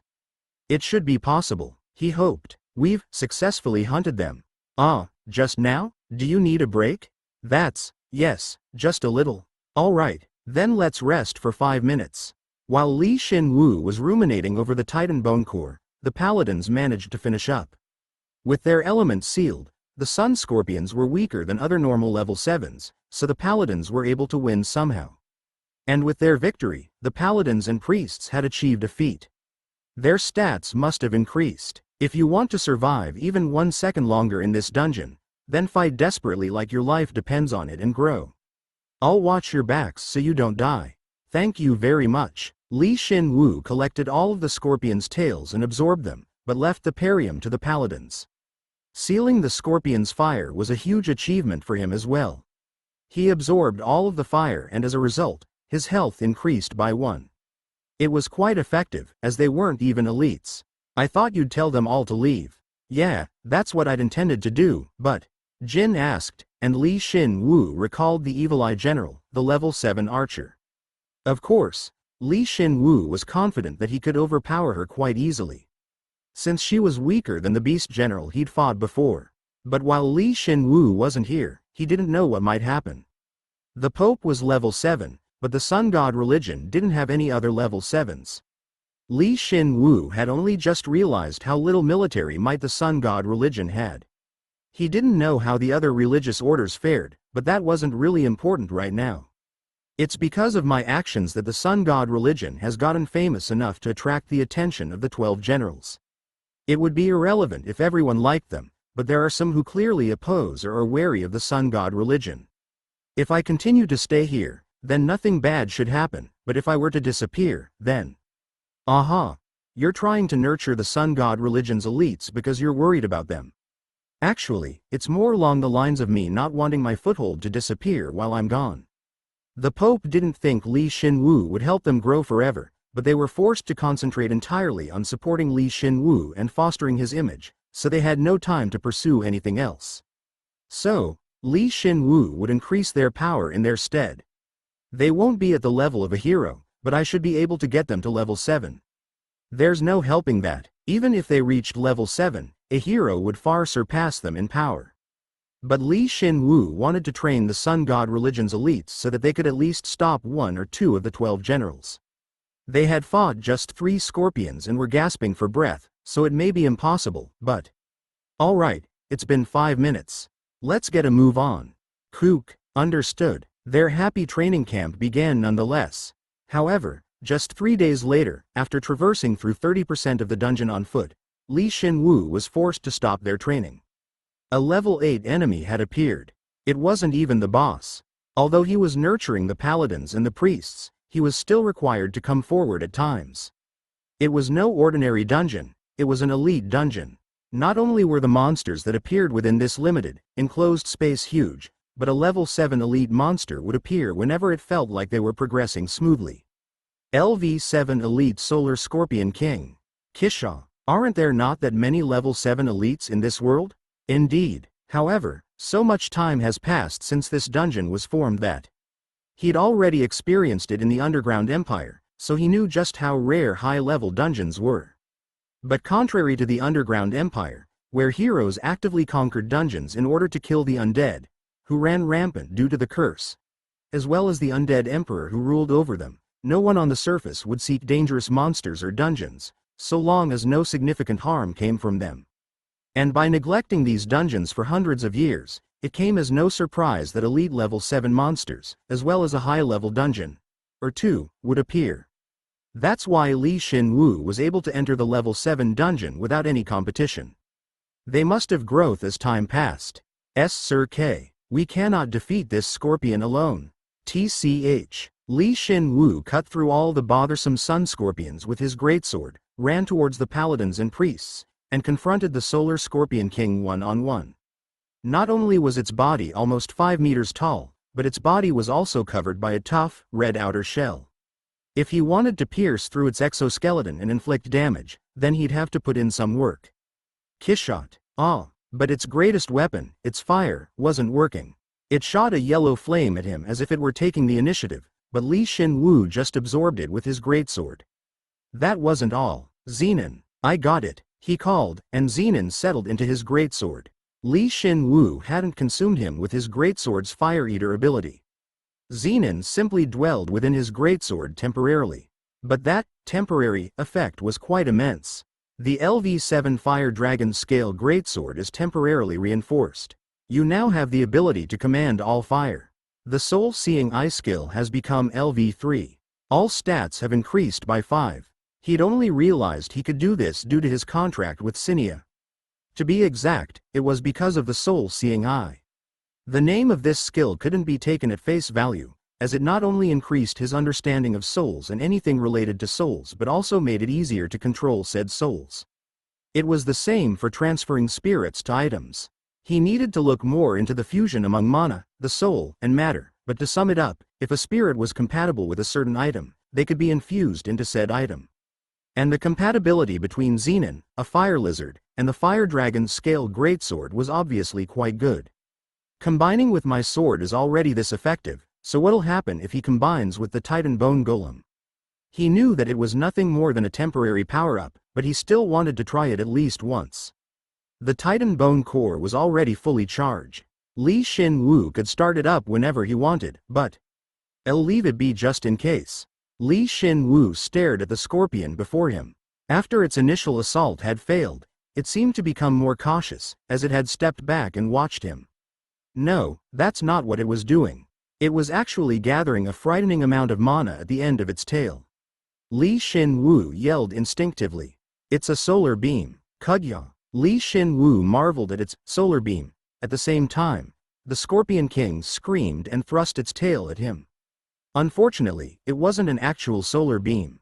It gathered as much heat as it could in one place, the end of its tail, and swung it around like a mace. Heat Smash would be an apt name for it. A hammer of fire that threatened to smash through any defense. Hew up. If Li Shin Woo avoided its strike, then the entire area would be caught aflame. As they were deeply assimilated, Jin could read his thoughts. Jin let out a battle cry and kicked off the ground. Shin Woo pulled his greatsword back with both hands and then swung it directly at the scorpion's tail in midair. The sound of their collision resounded throughout the entire dungeon, and all those who were fighting flinched. Kyahawk. The moment his greatsword and its tail came into contact with each other, the condensed heat at the end of its tail strangely disappeared. The scorpion hadn't expected that, yet it didn't let that bother it and tried to push him back. However, that was its biggest mistake. Its tail had lost both its heat and the force behind it, so Shin Woo's greatsword just cut through it easily. Dirty bodily secretions spurted out, but before they could spread, Shin Woo evaporated it all with heat. The scorpion felt immense pain, temporarily halting both its thoughts and its movements. All it was allowed to do was scream in agony. Kishok, hup, whereas, Shin Woo relayed his intent to Jin once they landed. Jin changed his stance and prepared to jump again. Shin Woo was amazed, as it felt like he and Jin moved as one. Then, the high-rank assimilation skill leveled up. It had been quite some time. The high-rank assimilation skill has become LV2. Agility and magic have increased by 10. The assimilation skill leveled up, and the two matched their breathing, though the undead couldn't breathe. Then, they leapt beautifully, as if they had truly become one, and Shin Woo swung his greatsword using the momentum. The sight of them cutting through the rampaging and tail-less scorpion's head to stomach was akin to the creature with a human's upper body attached to a horse's lower body. A centaur. You have acquired 5,192,430 perium. You have acquired the LV7 Solar Scorpion King's Fire Tailbone. He had only swung his sword twice, once to cut off its tail, and the second to cut through its head. Contrary to its status as an elite level 7 monster, it had died quite pitifully. The paladins and priests, who had just barely defeated the scorpions and turned back towards Shin Woo, saw that scene and spoke in awe. I knew you were strong, but to think you'd finish it with just 2 swings of your sword. I can't even begin to imitate his horsemanship. It felt like they became one. To be honest, Shin Woo was just as surprised as they were. There was a huge difference in stats between a normal level 7 monster and an elite level 7 monster, with a huge difference between their skills as well. For example, the primary skill that increased Shin Woo's offensive and defensive abilities was his Rule of Bone skill. When one becomes an elite, they gain a unique attack skill and a buff skill like Rule of Bone. In effect, there would be a huge difference between a normal level 7's attack, defensive power versus an elite level 7's, so much so that it was difficult to consider them both level 7. This was the primary reason why elite level 6 monsters could be more powerful than normal level 7 monsters. However, he'd killed an elite in just 2 swings of his greatsword. If he'd used Bursting Thunder as well, then he'd probably have managed to kill it in 1. It made no sense, no matter how much stronger he'd gotten. If that's the case, then, Zenon, did you feel anything? I think the scorpion could increase its defense and magic resistance with its fire mana. The moment you attacked, I could feel something being sucked away from it. Aha. I felt the mana when we clashed, but I thought it was nothing and ignored it. So that's what it was. He understood immediately. Not only had he nullified his enemy's attack, but also nullified its shield as well. As a result, he was able to cut through it easily. Shin Woo felt a bit sorry for the Solar Scorpion King. Wait, this won't work either. However, the loot was disappointing. He had been hopeful, as it was the loot of a level 7 elite, but its tailbone was no different than an agglomeration of several normal sun scorpions' tailbones. He wouldn't be able to reinforce the Titan Bone Golem with this. If the elites won't work, then I suppose I have no choice but to hope that the boss. What's wrong with you guys? That's Sir K. The paladins and priests, who had been watching him, were now looking behind him. Shin Woo tightly gripped his greatsword and looked behind him. Smack dab in the middle of the desert, the sand was being sucked down. Quicksand? No, it's not a natural phenomenon. Shin Woo sensed the presence of something huge beneath it, drawing the sand towards it. No, it wasn't really drawing the sand in. It was from hot wind. An artificial, powerful flow of air was added to the heat to create it. The hot air drew in not only all the sand here, but all the sand in the dungeon itself. At this rate, they wouldn't be safe here. Although he was flustered, Shin Woo tried to give the paladins and priests their orders, but then saw a message. Level 7 Elite Dungeon. You have found Cradle of Fire's Truth Path. The dungeon's information has been updated. Magic has increased by 10. Level 8 Dungeon. Sun's Nest. All stats are increased by 75 within the dungeon. The dungeon's information is added to your minimap. All actions are buffed within the dungeon. This was his first time in a level 7 dungeon, yet that same dungeon had been upgraded to a level 8 dungeon. Rather than feeling fear or terror, Shin Woo was speechless. But for some reason, a corner of his face was smiling. If it's a level 8 dungeon, then a level 9 boss might show up. Level 9. Humanity can't contend with a level 9. Unless the Emperor intervenes himself. Of course it's impossible. It's obviously impossible, but what if? What if this dungeon hadn't been a fire element dungeon? What if he hadn't possessed the Fire Dragon Scale Greatsword? What if he hadn't had the good fortune of meeting Zenon and learning how to infuse him into a weapon? What if he hadn't had the Titan Bone Core? Then he would have had to give up on this dungeon. I've come this far, I can't just leave. You guys, get out of here now. Tell the Pope what's happened and make sure no one approaches the dungeon. Sir K, you're not thinking of going in, are you? Kook. The hot air intensified and the sand the paladins and priests, were standing on began to crumble. It was clear that they didn't have much time to retreat. The paladins and the priests looked hesitant. The fact that they hadn't run away immediately touched Shin Woo to no small measure. I'm not interested in your feelings right now, so hurry and run. Sir K, keep these two things in mind. First, I can return alive, whether I succeed in conquering the dungeon or not. Second, it'll be dangerous for anyone besides myself to come near the dungeon. If you understand, then get out and give the Pope my message. Why, yes, sir. All the paladins and priests simultaneously turned around and began to run at his command. The hot wind had begun to affect the entire dungeon, and the sand began to coil and rise. It attempted to draw them in as well, but before it could, Shin Woo extended his greatsword, absorbing and nullifying the hot air. You see, I can absorb more than just heat. While he was at it, Shin Woo used air to push the paladins and priests towards the dungeon's entrance. When he was sure they were safe, he turned around. Shin Woo and Jin slowly sank into the sand while being buffered by the hot air, and gazed into the eyes of the mastermind of this phenomena. LV8 Elite Desert Ghost. It was time the sun god's hero underwent a true test. Chapter 41. The Second Advent of the Sun God. The level 8 elite desert ghost looked half scorpion and half spider, and was a huge 20 meters tall. It was so striking that he would believe it if someone told him that this was the boss. You are facing a higher leveled foe. The rebellion skill activates, and all stats are increased by 16%. Due to the existence of a partner, who you can share everything with, all stats are increased by an additional 11%, and all these effects are shared with your partner. They've all left, right? Yeah, they're gone. Good. Then, shall we begin? Why are you putting your hand on my back? The sand, which formed the desert, was devoured by the hot wind and disappeared. Shin Woo couldn't defy gravity and began to fall, but even then, he remained calm. Jin remained calm as well, thinking, Shin Woo will do something about it, but Shin Woo placed his hand on Jin's back, causing Jin to flinch. I guess I have no choice. Hey, what are you doing all of a sudden? Hugiak. It was only for a brief moment, but Jin was flustered and confused. However, he was soon able to get a hold of himself, as images and messages flowed into his head through the assimilation skill. Calmly thinking about it, he was the strange one, as he was thinking about something so preposterous while they were falling down.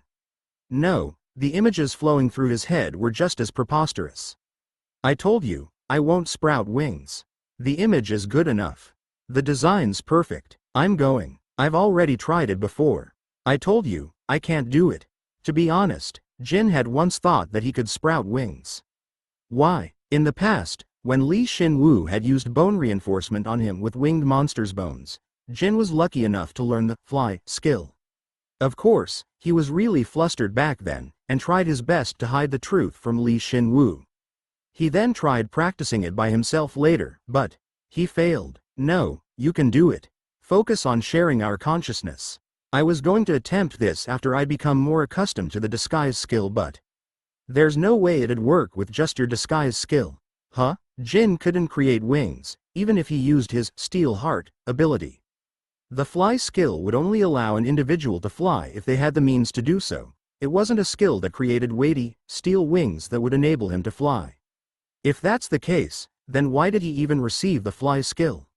If an individual isn't capable of using a skill, then they wouldn't learn it, but why?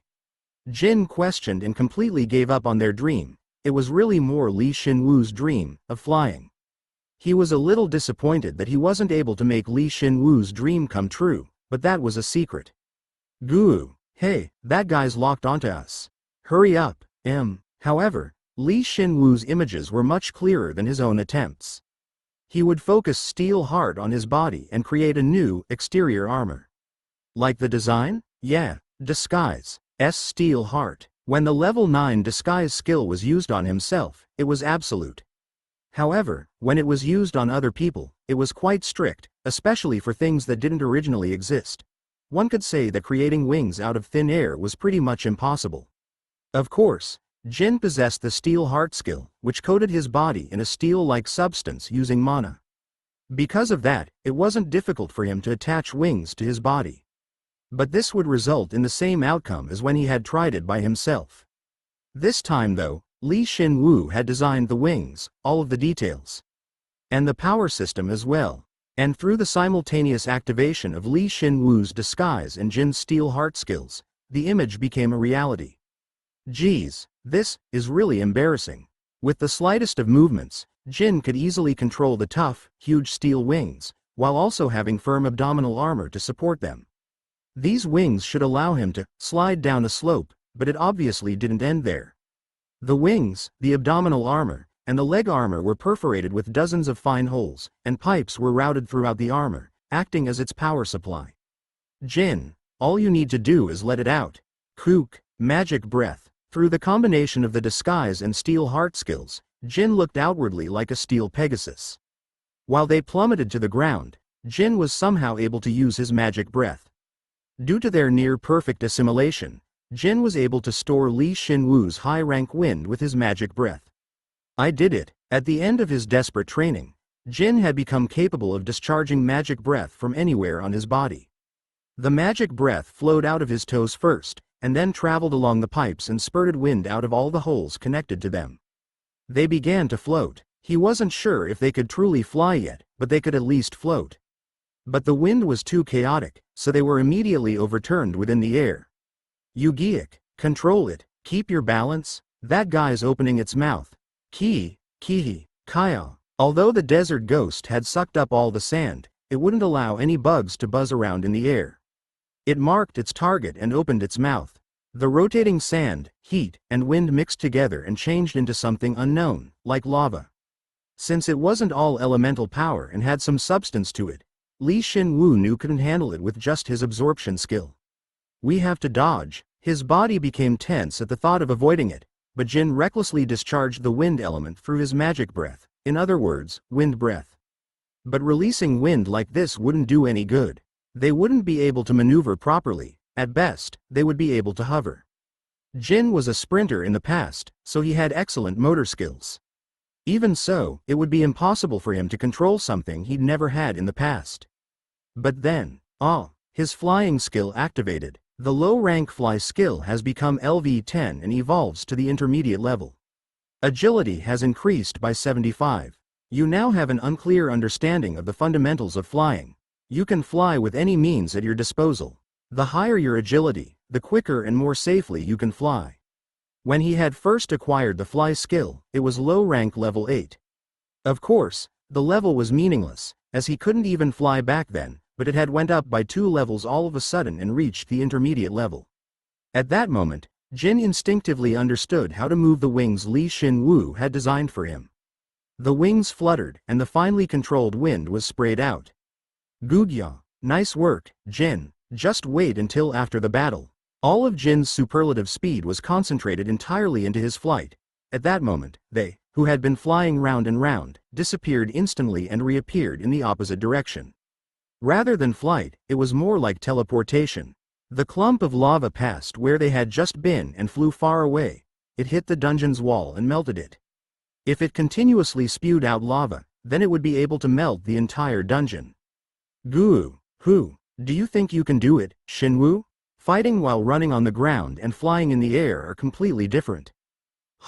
Of course they are. Just a short while ago he'd been so unconfident, but now. Jin, who'd gotten a feel for flying, ignored the hot wind, as well as the rotating sandstorm within it, and circled around the desert ghost with ease. On the contrary, it worried Shin Woo. However, Shin Woo was already connected to Jin. If Jin could do it, then Shin Woo could too. In conclusion, with enough spatial awareness, front to back, left and right, and top to bottom, all one needed to do was control their body. Alright, then, I'm going. Once Jin stepped in the air, they charged at the desert ghost with explosive acceleration. The desert ghost attempted to eviscerate them by making use of the hot air around it. It divided the air into dozens of wind blades and rushed towards them, but Jin avoided them with ease and continued to charge forward. Even the sandstorm, which had fused with the wind, was of no use. Its wind couldn't even catch Jin's shadow. Although they were penetrating through a level 8 elite's defenses, the sandstorm and hot air, they were still unscathed. But in order to attack it, Shin Woo would have to go face to face with the shield of hot wind that covered its body. He got a signal from Jin, inwardly nodded his head, and gripped his greatsword. Now, Kyaha, Hup, Shin Woo forcefully swung his greatsword, his blade emitting a brilliant red light. From an outsider's point of view, it may look like a toothpick against a natural disaster, but at the moment of impact, the natural disaster was the one that folded. A portion of the desert ghost's typhoon, which consisted of the sand, the wind, and the heat, was destroyed. However, that wasn't the end.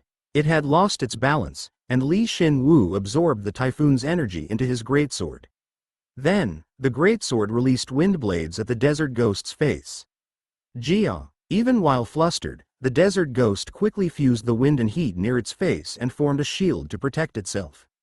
Jin followed up on Shin Woo's wind blades by picking up the pace. The greatsword, which emanated a red light, let out a crackle and was covered in golden lightning. Suck out all of its heat. I can't suck out all of it. However, I can do something about that shield. The wind blades crashed into the monster's shield and disappeared. They blew up right in front of its face, so the monster briefly closed its eyes and stiffened. At that moment, Shin Woo's greatsword sliced through the shield like paper and burrowed into its shell. Thunder Strike. Shin Woo unleashed bursting thunder's true power, causing its forehead to explode. It didn't matter that his opponent was a level 8 elite. His rebellion skill had increased his stats by almost 30% and adding the speed of Jin's flight, as well as Zenon's ability, which nullified the desert ghost's fire shield. Shin Woo managed to land a single powerful strike with bursting thunder. Plus, Thorn Shadow, Kyahawk, critical hit. Shadow great swords sprouted from the greatsword's edge and flailed around inside its head.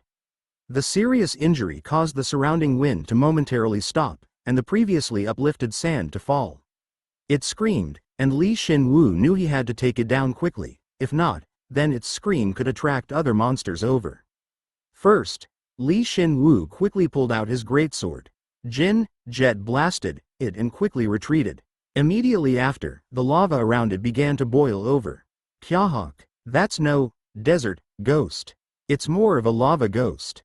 Enough with the jokes. Just focus on killing it. The desert ghost was pissed, as it had sustained a grievous injury on its face. It began launching its lava haphazardly. It didn't think it could catch Jin, so it hoped that if it shot lava plumes in every which way, then one of them would hit him. But against Jin, that was the worst possible choice. He didn't look for a pattern. He instead saw through the attacks with his frightening reflexes and senses in order to avoid them. Kusha, Kyahawk. Then, Shin Woo suddenly felt ominous. The fallen sand had disturbed the monsters underground. These infuriated monsters had begun to mobilize. LV-8 Solar Scarab. The solar scarabs were encased in shells and their wings rattled unpleasantly as they flew over. From a purely external view, they looked like stag beetles, but each one of them were more than 3 meters tall and they were obviously level 8. Li Shin Woo and Jin were instantly surrounded by dozens of level 8 monsters. This was an uncommon experience both underground and on the surface. If hell existed, then this was probably what it was referring to. Hey, what are you going to do about this? Jin spoke as though they could run away easily, due to his newly gained wings, but Li Shin Woo couldn't contain his smile. If we play our cards right, you may be able to reach level 8 too. I was stupid to ask. Why did he even ask, when he already knew how Li Shin Woo would respond? Jin sighed and felt more at ease for some reason. It felt like all those suffocating feelings he had been feeling on the surface were disappearing. He and Li Shin Woo were the only two people here. They would combine their strength and get out of this hardship by themselves. They were both comrades who trusted each other 100%. This sense of unity could only be felt now. Everything culminated into his relaxed sense of calm. Jin knew he was distorted, as he felt relief in that. But it didn't matter. It's a disease. Jin grinned and unfolded his steel wings. Even if a Pegasus were to appear, Jin was confident he could match it in flight. The intermediate fly skill has become LV3. Agility has increased by 60. Alright, let's go. Once he fluttered his wings, the two became one, and they eventually became a streak of light. The level 8 dungeon was nothing more than a date spot to Jin now. No matter what he did, Jin's skill would multiply his agility gain by a factor of 3. Therefore, his agility stat was truly abnormal. Assuming Jin's total stats were 10,000, his agility would be 6,000, 2,000 would be in magic, and the remaining 2,000 would be split between strength and health. Just to be clear, if Jin wasn't a horse, then he wouldn't have a way to effectively use these stats. At least he was armed with Steel Heart, a skill that changed his magic into strength or health. With it, he was able to deal with this imbalance, but it didn't change the fundamental problem. These disparate stats were special compared to other horses, as well as flying monsters. The intermediate fly skill has become LV4. Agility has increased by 30. So once Jin, who'd acquired the fly skill and a means to fly, actually began to fly, his flight was in a dimension of its own. Compared to other monsters' flight, it was like a superhuman ability. With the wings Li Shin Woo designed in his own wind breath, Jin freely accelerated and decelerated repeatedly. He, who could fly freely regardless of what direction he went, befitted the title of Child of Light. Jin was so fast that everything else seemed to come to a stop. Kashot, Kahik, Keek, where are you looking? That's an afterimage. You're doing great, Jin. The desert ghost couldn't overpower them, despite the level 8 stat bonus, since Li Shin Woo's rebellion skill was being applied to Jin as well. Although the solar scarabs knew how to fly, their skill level wasn't very high, so Jin could easily around with them. Li Shin Woo and Jin didn't have to worry about the scarabs for now. The intermediate fly skill has become LV5. Agility has increased by 30. My stats exceeded 10,000 because of the skill level up. 10,000 stats aren't the issue here. I told you, we're leaving this dungeon once we've both hit level 8. Hup, kahek, Li Shin Woo said and simultaneously extended his greatsword once more. The desert ghost had shot lava in every which direction in order to catch Li Shin Woo and Jin, who both kept appearing and vanishing in thin air. But then, Li Shin Woo's greatsword dug into the desert ghost's forehead again and discharged a bolt of powerful lightning. To be exact, this was his third attack. He wasn't sure why, but it couldn't move from its spot.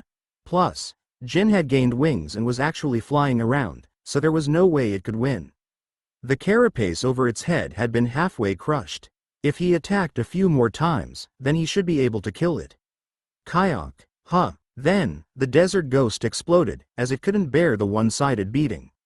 To be exact, it blew up its remaining exoskeleton, where its powerful flames were concentrated. Due to its size, the exploding flames covered the entire dungeon. It didn't discriminate between friend or foe. The flames mercilessly melted the solar scarabs as well. There were some who took the attack straight up and disappeared right then and there, as well as some who lost their wings and fell down to the ground. All he was sure of was that hundreds of level 8s had been incapacitated by the attack. It was an attack that truly fit a level 8 elite's finishing move. Even if one were to equip fire-resistant armor from head to toe, they wouldn't be able to survive this torrent of lava. Who? E8 scale great swords. What happened? That's right. Through his bone armory skill, Shin Woo had summoned 8 fire dragon scale greatswords, aside from his armor. Since he had added level 6 fire to his armor, he was assured of its resistance. And the Prayer of the Dead, the level 7 cape that possessed the high-speed casting and magic reinforcement options, and would buff any action related to magic. No one, other than Shin Woo, could replicate such a feat. Why didn't you just summon those when they, the priests and paladins, left? Sup.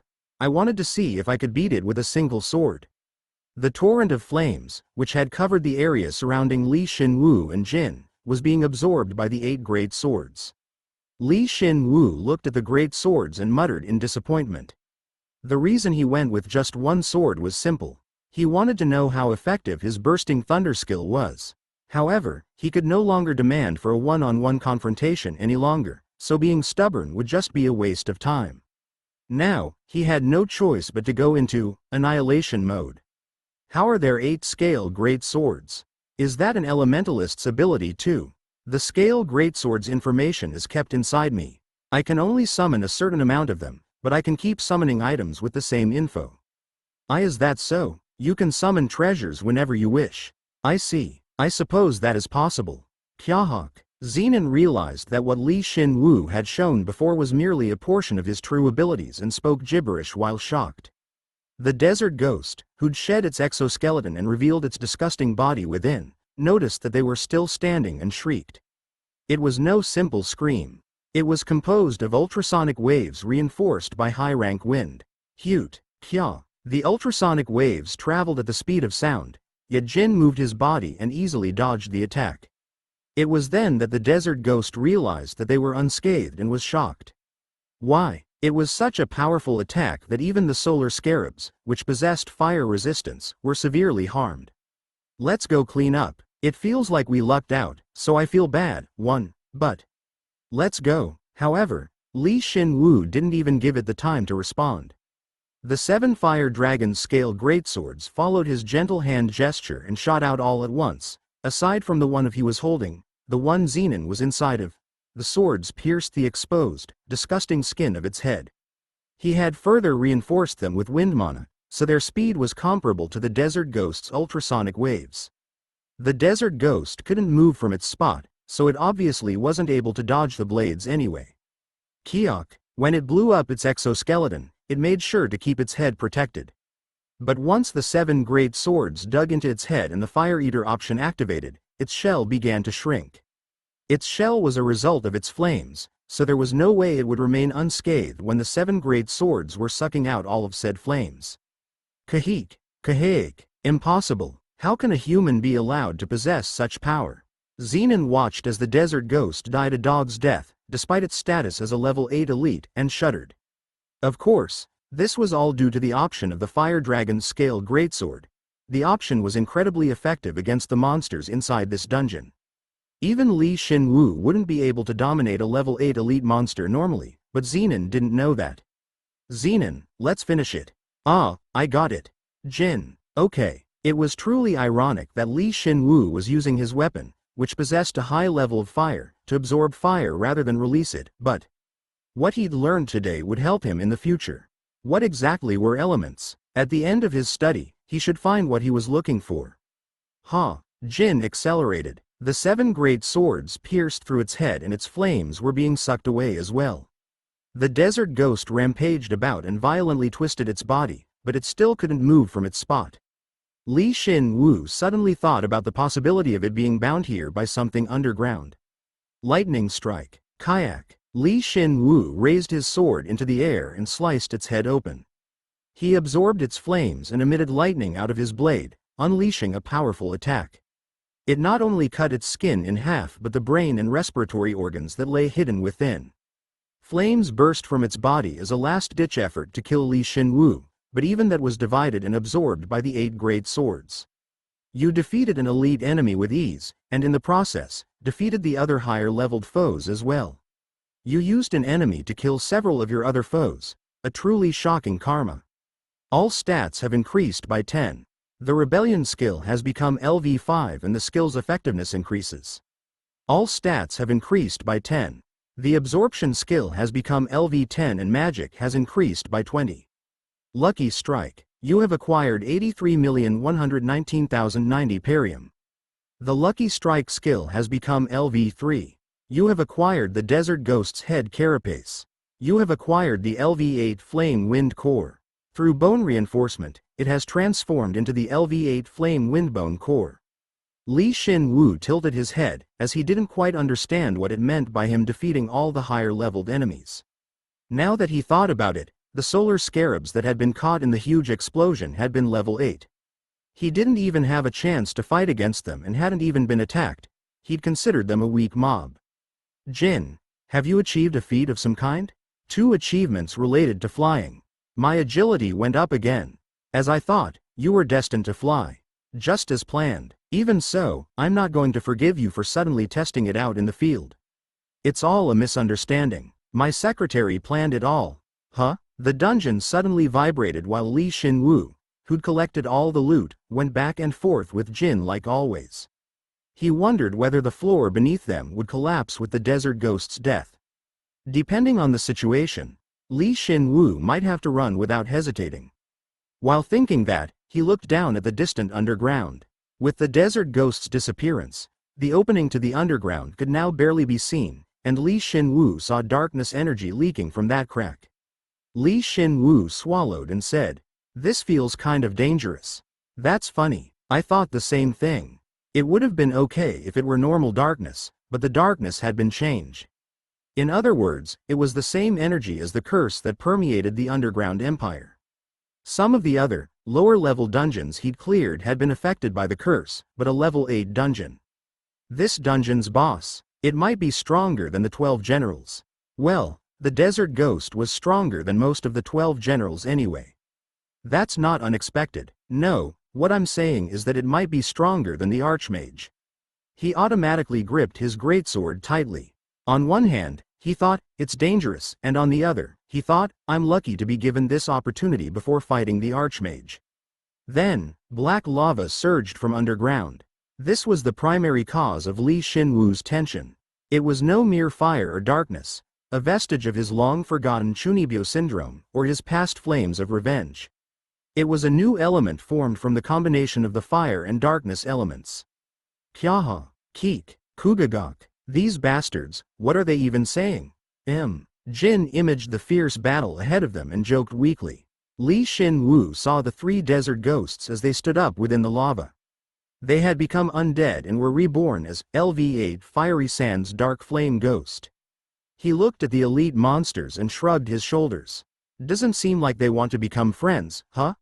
Shin Woo decided to call the dark flames that the Fiery Sands Dark Flame Ghosts wielded a fusion element. Though the elements could exhibit extraordinary power based on the one wielding them, the dark flame was well beyond that. It wasn't a simple fusion of the 2 elements, fire and darkness, with the end result retaining properties of both. Instead, it was a completely different element. Geez, that was dangerous. We're done for if they eat your skill, so be careful. No, you are. They're coming again. They're coming from over there too. If he had to use one word to describe it, it would be plundering. The dark flame erased anything it touched, and it would then be given to the element's wielder. How would darkness and fire fuse to result in something like that? Moreover, when one is afflicted by the undead curse, they usually just become an undead. So then how did they awaken the darkness element and fuse it together with the fire element? Damn it, these guys are copying my absorption ability. You're still joking around, so I guess we're still okay. My bad, Jin, it's not a joke. I think we're really going to die. Jin's fly skill continued to level up, even though they were in the midst of battle, so Jin continued to fly faster and faster. He disappeared from afar and then reappeared as if he were a bolt of lightning. The only reason they were still alive was because of Jin's exceptional flight. However, the dark flame was not only far-reaching, but it also began to eat into the very fabric of space itself. They were slowly losing places to run away to. Yeah, they had to dodge the dark flames for now. So, you still can't absorb that dark flame? If I want to absorb that element unscathed, then I need to understand it. Even I can't fully understand it by just looking at it once. But I'm trying my best to. Shin Woo knew he needed to risk his life to grow. Shin Woo tried to analyze their dark flames with one of his bones, but one of the dark flame ghosts ended up eating his fire dragon's scale greatsword, gaining its countercurrent and fire eater effects. As a result, the danger of this battle increased sharply. Seeing that, Shin Woo was shocked, as the scale greatsword was completely erased. The dark flame almost controlled all the space inside the dungeon, so they would be able to devour any of his bone armaments before he could hit them. But what would happen if his main body was devoured by the flames? He didn't even want to think about the skills they might gain. It's our chance. Rising thunder. Kyahawk. They're coming. Their saving grace was the fact that they could beat them with a powerful element, as the dark flame couldn't consume it all.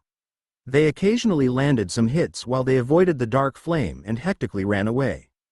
Before the dark flame ghosts could retaliate, they would just run like hell. But at this rate, they would die before they took down one of them.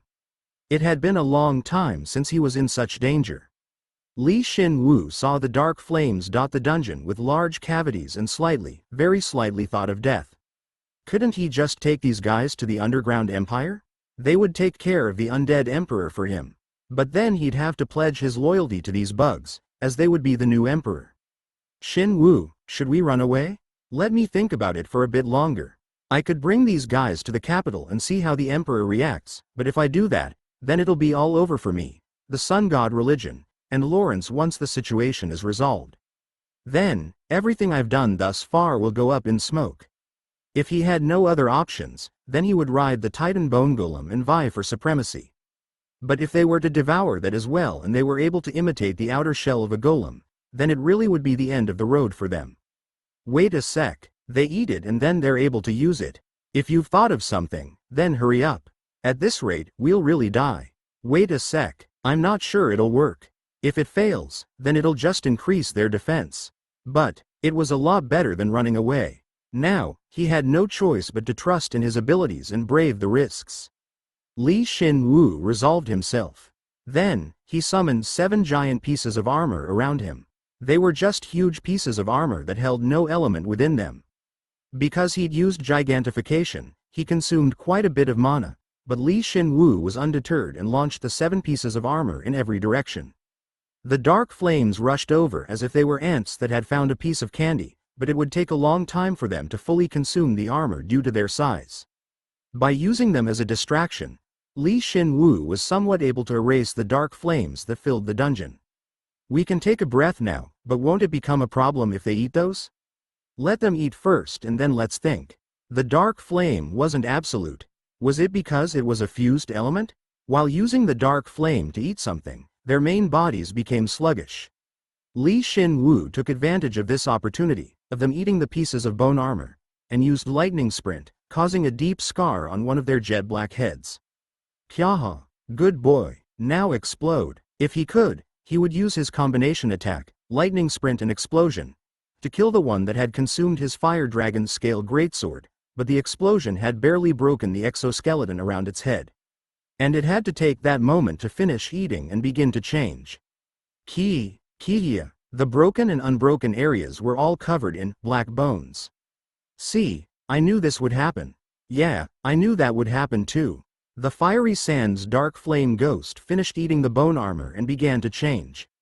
The bone armor they'd absorbed was obviously tougher than their own shells.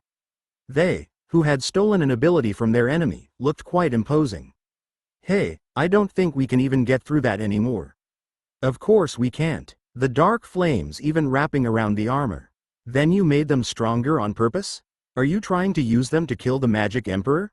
Nope. Now I have to try something. Shin Woo gazed at the giant bugs and tightly clenched his fist. Either way was hard. However, this way was much more likely to work than absorbing the dark flame. He gritted his teeth. I've been practicing, ever since I came to that realization against the beast general. Although they'd eaten the giant armors, it seemed like they were still hungry, as their tongues darted in and out of their mouths and they lunged towards them. Shin Woo relied entirely on Jin to dodge them and then concentrated on a single skill. He concentrated so hard that even his assimilation skill was released, but Jin didn't realize, as he was flying around, dodging the dark flame that came at him from each and every direction. If they could move, then we would already be dead.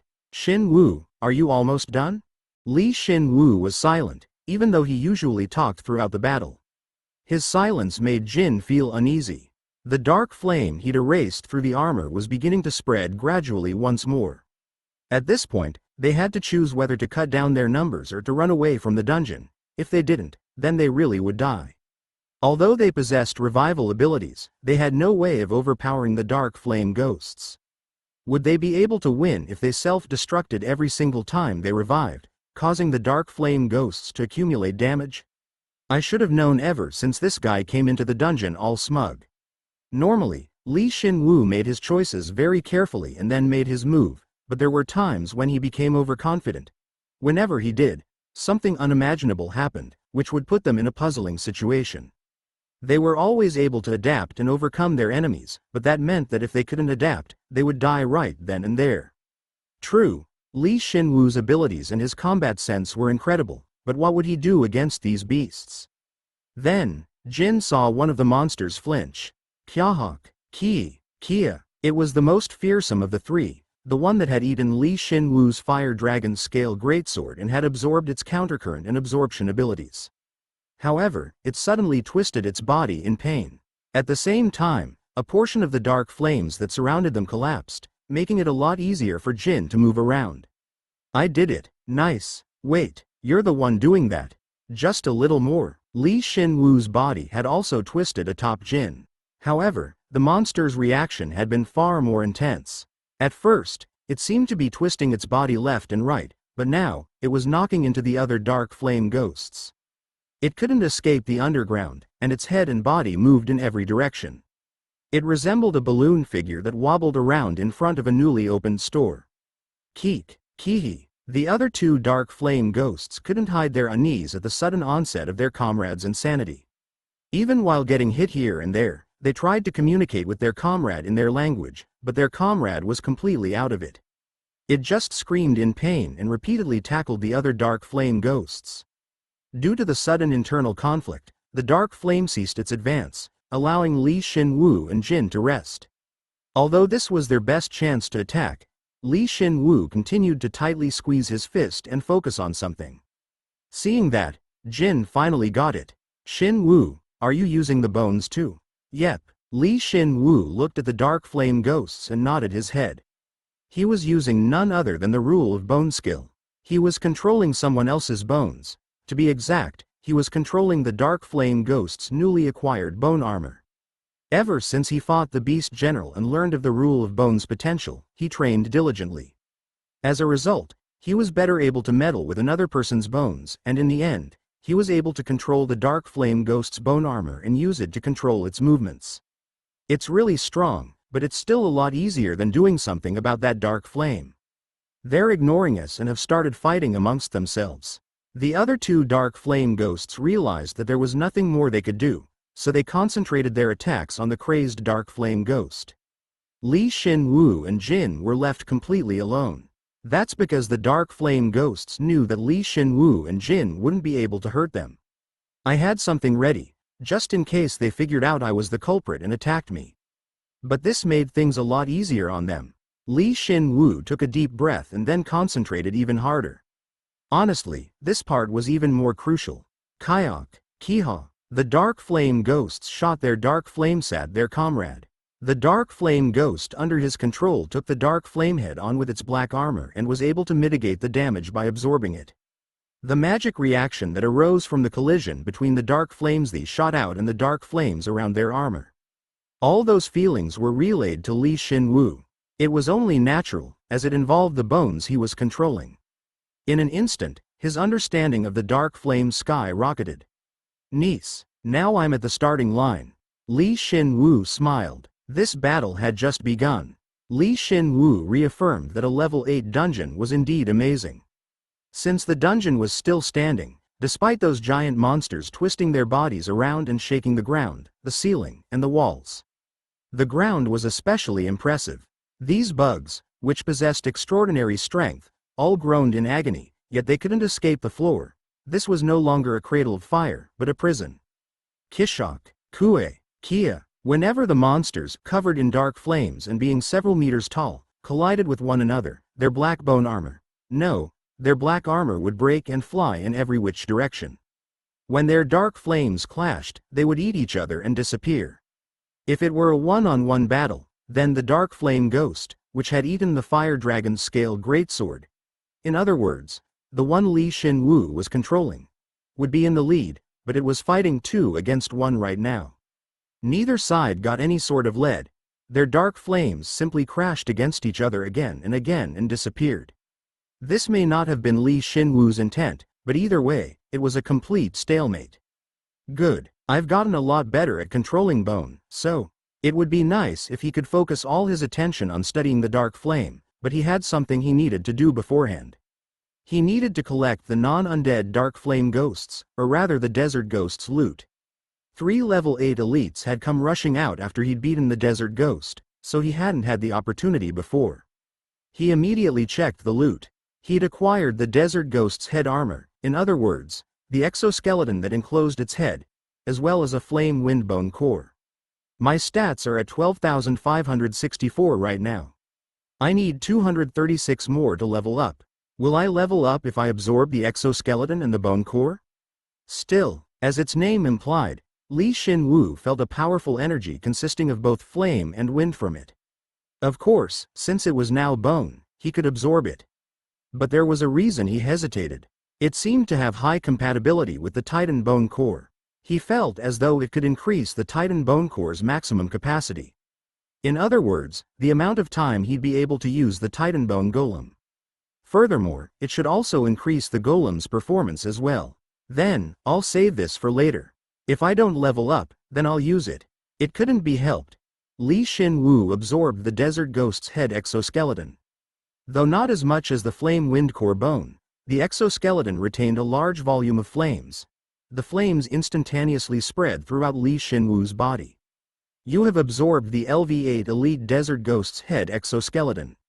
Strength has increased by 10, health by 50, and magic by 60. High rank fire has become LV6, and high rank fire resistance has become LV5. Magic has increased by 40. Kuguguk, Geok, I can't escape from here. Desert Ghost, only 76 more stats until I level up. Once he was finished with the bone reinforcement, his body shook. Was it due to the sudden rise of his stats? Of course not. He was used to the feeling of his stats rising so sharply. He was just deep inside the desert ghost's memories, feeling the depths of its fear and despair. It was only after he finished going through its memories that he understood why they, the dark desert ghosts, couldn't leave the floor.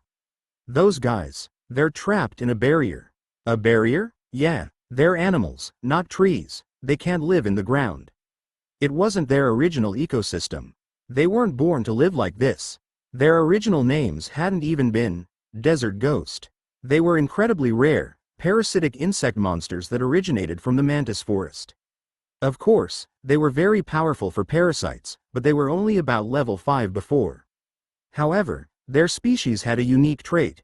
If even a portion of their body came into contact with something, they would be able to absorb their power, no matter what it was. They were captured because of the no matter what it was part, and were then trapped inside a barrier and forced to live here along with the ones that would become their host. Although they couldn't move properly, they continually sucked power and mana from their host. They continued this for hundreds of years. These parasites, which had once been level 5, had suffered so many years to become level 8 elites. Level 5 monsters becoming level 8 elites. Yeah, that just goes to show how impressive their host is. So their host is down below, huh? Then can't we just let them be and just leave? I'd like to, but the one who'd put the parasites into this position probably didn't do this to torment them, but to weaken their would-be host. Their barriers were also meant to disallow the parasite's host from escaping. The exact function of the barrier was to disallow any living being from escaping. Shin Woo was quite familiar with that type of barrier. In other words, this barrier was created by the Magic Emperor. The Emperor from hundreds of years ago. He may even be the Crown Prince who chased out the second prince. He could also be a past or future generation too. Then is this a passageway that connects to the underground? If we were to force our way through, then yeah, we'd probably get to the underground empire, but it's not an official passageway. If the underground empire's at the very bottom, then there's a stratum above it, and the dungeon's underground is above that. The undead curse gradually moved up and managed to affect the underground part of this dungeon. The barrier here and the barrier in the underground empire were strangely different. Not only was its purpose different, but its function was different as well. Since the barrier was created for the sole purpose of trapping the parasite's host. If that's the case, then why did they waste time and set up a new barrier? The answer was quite simple. The Magic Emperor wasn't powerful enough to move these monsters into the underground empire. It seemed like these monsters had originally lived here, and they'd never left ever since. They left a bomb right next to the capital. On the contrary, they did it because it was close to the capital. That bastard, the Magic Emperor, was afraid that these parasites would harm his empire, so he'd left them here and cast a barrier to prevent them from leaving. In exchange for its limited scope, the barrier was much more powerful than the underground empire's barrier. The most representative feature of this barrier was that, the one trapped within the barrier cannot move. However, the parasites were already connected to their host, so even if they couldn't move, they could still suck them dry. The Emperor had probably set it up that way.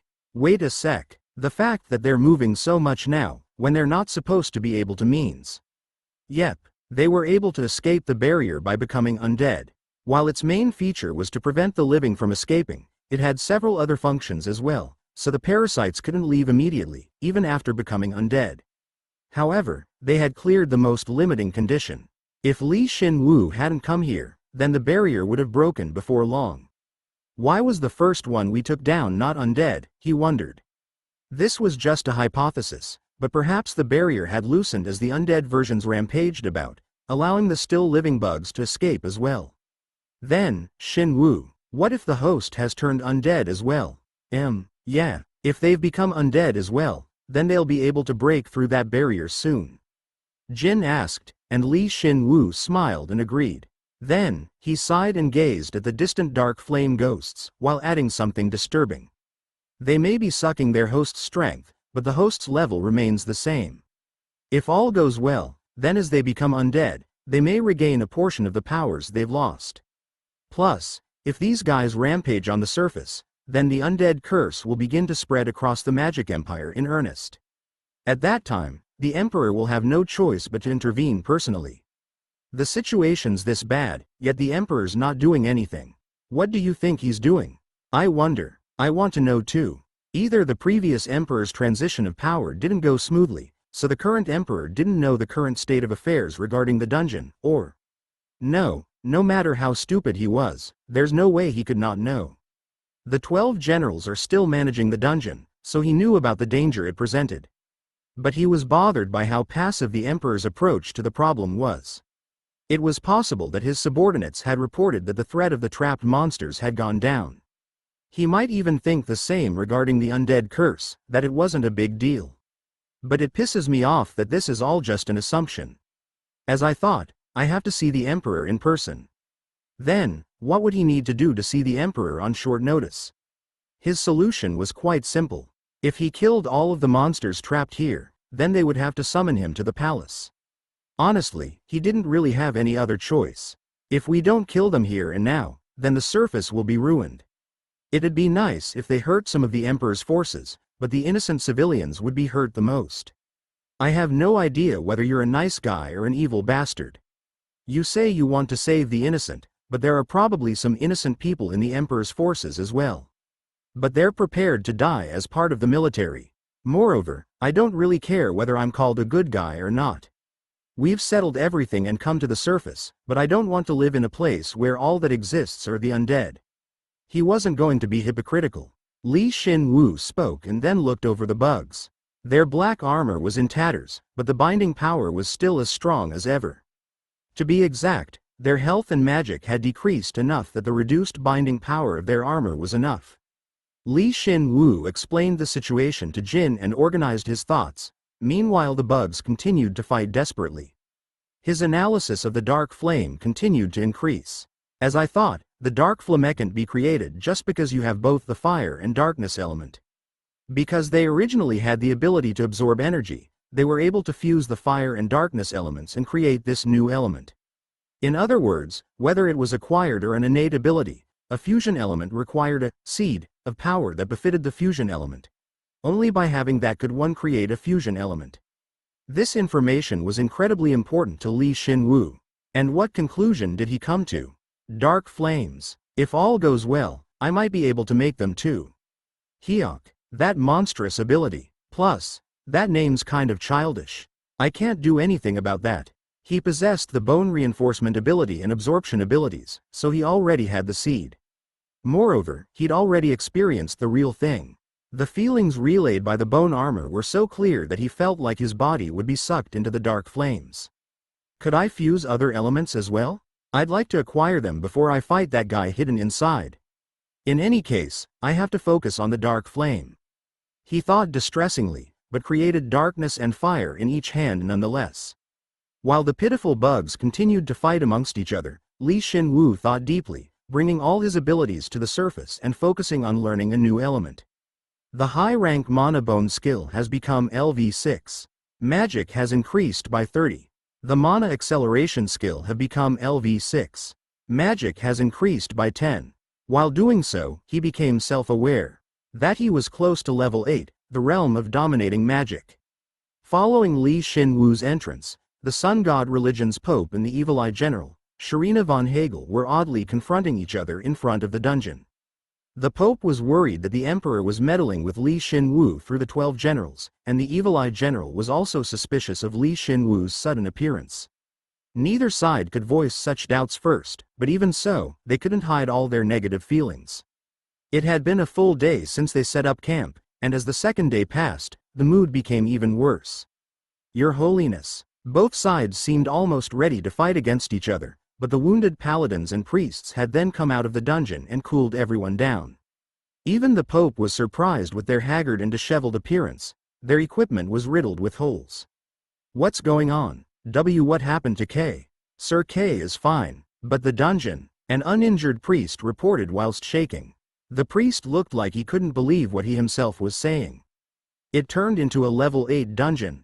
What? No matter how strong K is, a level 8 dungeon is. What did you say? The Pope yelled in shock. The Evil Eye General listening in from the side was likewise shocked. A level 7 dungeon was already classified as a national disaster, yet the dungeon's level had risen even further. Ultimately, she yelled at the Pope. Now what are you going to do? By recklessly entering the dungeon, the Sun God's hero made the dungeon even more dangerous. What idiocy! Man cannot change a dungeon. It's simply assuming its true form. On the contrary, it's because of K that we've figured out how dangerous the dungeon truly is. Yet, instead of thanking him, you want to shift all the blame onto him. Is this how the 12 generals do things? Is this how? Enough! The Evil Eye General knew what he would say next. He had wanted to say, is this how the Empire does things? He was trying to insult the Emperor. Capital punishment wouldn't be enough for his crime. The dungeon was dormant. If he hadn't gone into the dungeon, then it would have remained peaceful. Do you really think that? Have you never studied the basics of dungeons? I suppose being one of the 12 generals isn't all that. Isn't that so? Eek. Nonetheless, the Pope remained relaxed and replied whilst snorting, and the Evil Eye General, who'd wanted to retort, was speechless. Of course she'd be. The fact that the 12 generals took shifts to watch over the dungeon meant that the word, peaceful, didn't apply to it. They knew that something would go wrong eventually, but because they didn't have enough manpower available, they put forth a stopgap measure instead of a proper one. In a way, the Magic Empire had brought this on themselves. Before you ask the Sun God Religion to pay for its crimes, get the Emperor to apologize to all the citizens. That doesn't matter right now. We need to do something about the level 8 dungeon. That was my original intention, but I guess you're finally open to a constructive conversation. Kook. The Pope watched as the Evil Eye General bit her lower lip in humiliation, and snorted once more. However, he wasn't actually feeling that great. He came out strongly, so that the blame wouldn't be shifted onto the Sun God Religion, but he couldn't help being worried about Shin Woo, who was trapped inside the dungeon. Shin Woo was the Sun God Religion's treasure, as well as the link between him and the Lawrence shop. There was so much more he had to do, so he couldn't lose him here. Report this matter to the Emperor in person. K is strong, but he can't clear a level 8 dungeon all on his own. If the other 12 generals are busy and cannot intervene, then you must get the Emperor to take action. The Empire's in danger. Do you understand? Whose fault do you think this is? I understand. I was going to report this matter to His Majesty, anyway. The evil-eyed general tried to keep what was left of her pride, but the Pope had become so serious that she couldn't maintain eye contact and just went along with what he said. The sun god religion may be weak, but the Pope was always someone others couldn't look down upon. Compared to other religious orders, where the Pope was selected based on support, irrespective of level, the Pope of the sun god religion was a priest who could control powerful flames from a young age and was a hero who had single-handedly rebuilt the declining sun god religion. In terms of both power and resolve, the sun god religion's Pope was far greater than the other religious orders' popes.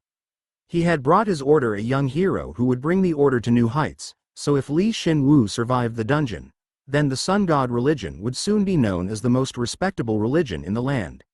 But if that happens, it could harm the Emperor's reputation. K has to die no matter what. We have to stop the level 8 dungeon's countercurrent, but I think we could wait until he dies first. Of course, the Pope mostly knew what she was thinking. He saw her call her soldiers over and secretly give them orders, so he clicked his tongue and called for the priests on standby. If that's how she was going to play, then he would respond in earnest. He already had something up his sleeve. Relay this news to the great God, merciful God, and living God religious orders as soon as possible. There are things that we should tell them, but also things that we should hide. Do you understand what I'm saying? I understand, Your Holiness. Then I'll get going immediately. The relation between the sun god religion and all the other religious orders wasn't good. However, when they fought against a common enemy, then they would prove to be the most trustworthy of allies. And if something this big was going on, then I'd rather not let them in on our pie, but it's not worth trading our hero for it. Once the Pope and the evil-eyed general were finished taking appropriate measures, they looked at each other more menacingly than before. Then, the dungeon began to vibrate greatly. To be exact, the clashes within the dungeon had surpassed the dungeon's ability to contain them, and were thus affecting the outside world as well. Oh my God, the entrance to the dungeon has collapsed. This mana I feel from within the dungeon. Wait a second, isn't this an undead's mana? The Pope furrowed his brow. He knew about the disaster that was befalling the underground empire. It hadn't spread to the surface yet, but the undead had appeared in the dungeons halfway underground. I knew this would happen. The underground curse still hasn't been taken care of it. Dozens of years ago, each temple had been given an oracle. An oracle telling them to elect a hero to purify the undead curse. At the time, the emperor and the religious orders selected heroes and dispatched them to the underground empire. He hadn't heard of them ever coming back, but he remembered the emperor saying that the curse has been taken care of, and that the barrier is as perfect as ever. The Pope hadn't believed him, but he'd thought that the emperor had something ready just in case. But considering what was happening now, it seemed like he didn't. Emperor, what exactly are you hoping for? How long are you going to stay on the sidelines and just watch? Do you really want us to all die together? He wouldn't leave them to die. Their country was recognized as an empire because of its citizens, not the emperor. The emperor would soon realize. No, he would make him realize. To do that, you need to stay alive, K. Prove to me that I wasn't mistaken about you. At that moment, Shin Woo, the main topic of conversation, ignored the wailing bugs before him, and was at a loss. You have learned the fusion element, beginner dark shadow. You succeeded in fusing the characteristics of shadow, which cannot become an element, with darkness to create a fusion element. Magic has increased by 20. A shadow is hidden within the darkness, and looks as though it is not there. However, it most certainly exists. When the world is unable to differentiate the two, the shadow can then mishmash all cause and effect. This element could only be created by you, who possess the Joker's karma, and contains the power of reversal. This element will show its true worth when used in conjunction with the Joker's innate skills. By recognizing the other facets of darkness, you should be able to acquire a new element. Oh, that's strange. This wasn't what he was going for. He wasn't trying to acquire dark shadow, but dark flame. Shin Woo was flustered at the unforeseen situation. He had familiarized himself with the essence and structure of the dark flame, and knew, for the most part, how to create the element. There was plenty of the real thing in front of him, and he had tried his best to fuse fire and darkness, yet, so does that mean bone reinforcement and absorption won't cut it? That was his one miscalculation. The parasites had gained the dark flames, as they possessed the ability to suck energy from their host. Shin Woo had thought he could replicate those flames, as he possessed abilities similar to theirs. But at that point, Shin Woo had already failed. What influenced the creation of fusion elements was less about the skills and more about one's fundamental characteristics. Meaning it was related to one's class karma. For Shin Woo, it was similar to his Joker karma. Dark shadow, He had attempted to fuse darkness and fire together, but in the process, he had cast a shadow with his fire and fused the resulting shadow with his darkness element. The necessary knowledge, the proper state of mind, and his magic was factored in, and he managed to acquire a fusion element. After all, even a blind pig can find an acorn once in a while. It's not half bad. No matter how I look at it, it's much more dangerous than the dark flame. But it's much harder to use than the dark flame. I've got one more thing I have to practice from now on. And, Shin Woo raised his head. The battle among the three dark flame ghosts had gradually intensified, and the one Shin Woo had been controlling was now covered in wounds. Everything that happened from now would be crucial. Even now, the resistance of the host below was fierce, and contrary to the dying dark flame ghost, the other two seemed to be in good condition. If he didn't take them down in the proper order, then the situation may become too much for him to deal with. If that's the case, then, all right, you've done well, Gweek. Shin Woo clenched his fist towards the dark flame ghost he'd been controlling. Then, its armor sprouted sharp spears and tore through its rotten flesh. Jin predicted what would happen next. Explode, Kyok. As expected, the thorn armor, which had pierced through its entire body, from the tip of its head to the bottom of its feet, exploded. It was exhausted due to the battle, so there was no way it'd be able to survive the explosion. It let out a death throw and finally found peace. I wasn't rewarded yet. I guess it's because I haven't resolved the situation. Once it died, he snatched the mid-air loot and grinned. By killing one of the three, the barrier began to shake even more than before, and the remaining two dark flame ghosts looked at him and couldn't hide their unease. They still weren't able to remove their bone armor. Wait just a little while longer, kids. Keek, Jiguk, Gweek. Shin Woo controlled the bone armor, immobilizing the dark flame ghosts. While they were fighting amongst themselves, Shin Woo had been analyzing them and as a result, could halt their movements with much less effort than before, and looked over the bone in his hand. It was entirely jet black and unassuming, but he sensed an extraordinary energy within. Let's get to level 8 before we fight the boss. He used bone reinforcement without hesitating, absorbing the rib bone that the pitiful dark flame ghost had left behind. Absorbing the LV8 Fiery Sands dark flame ghost's rib bone.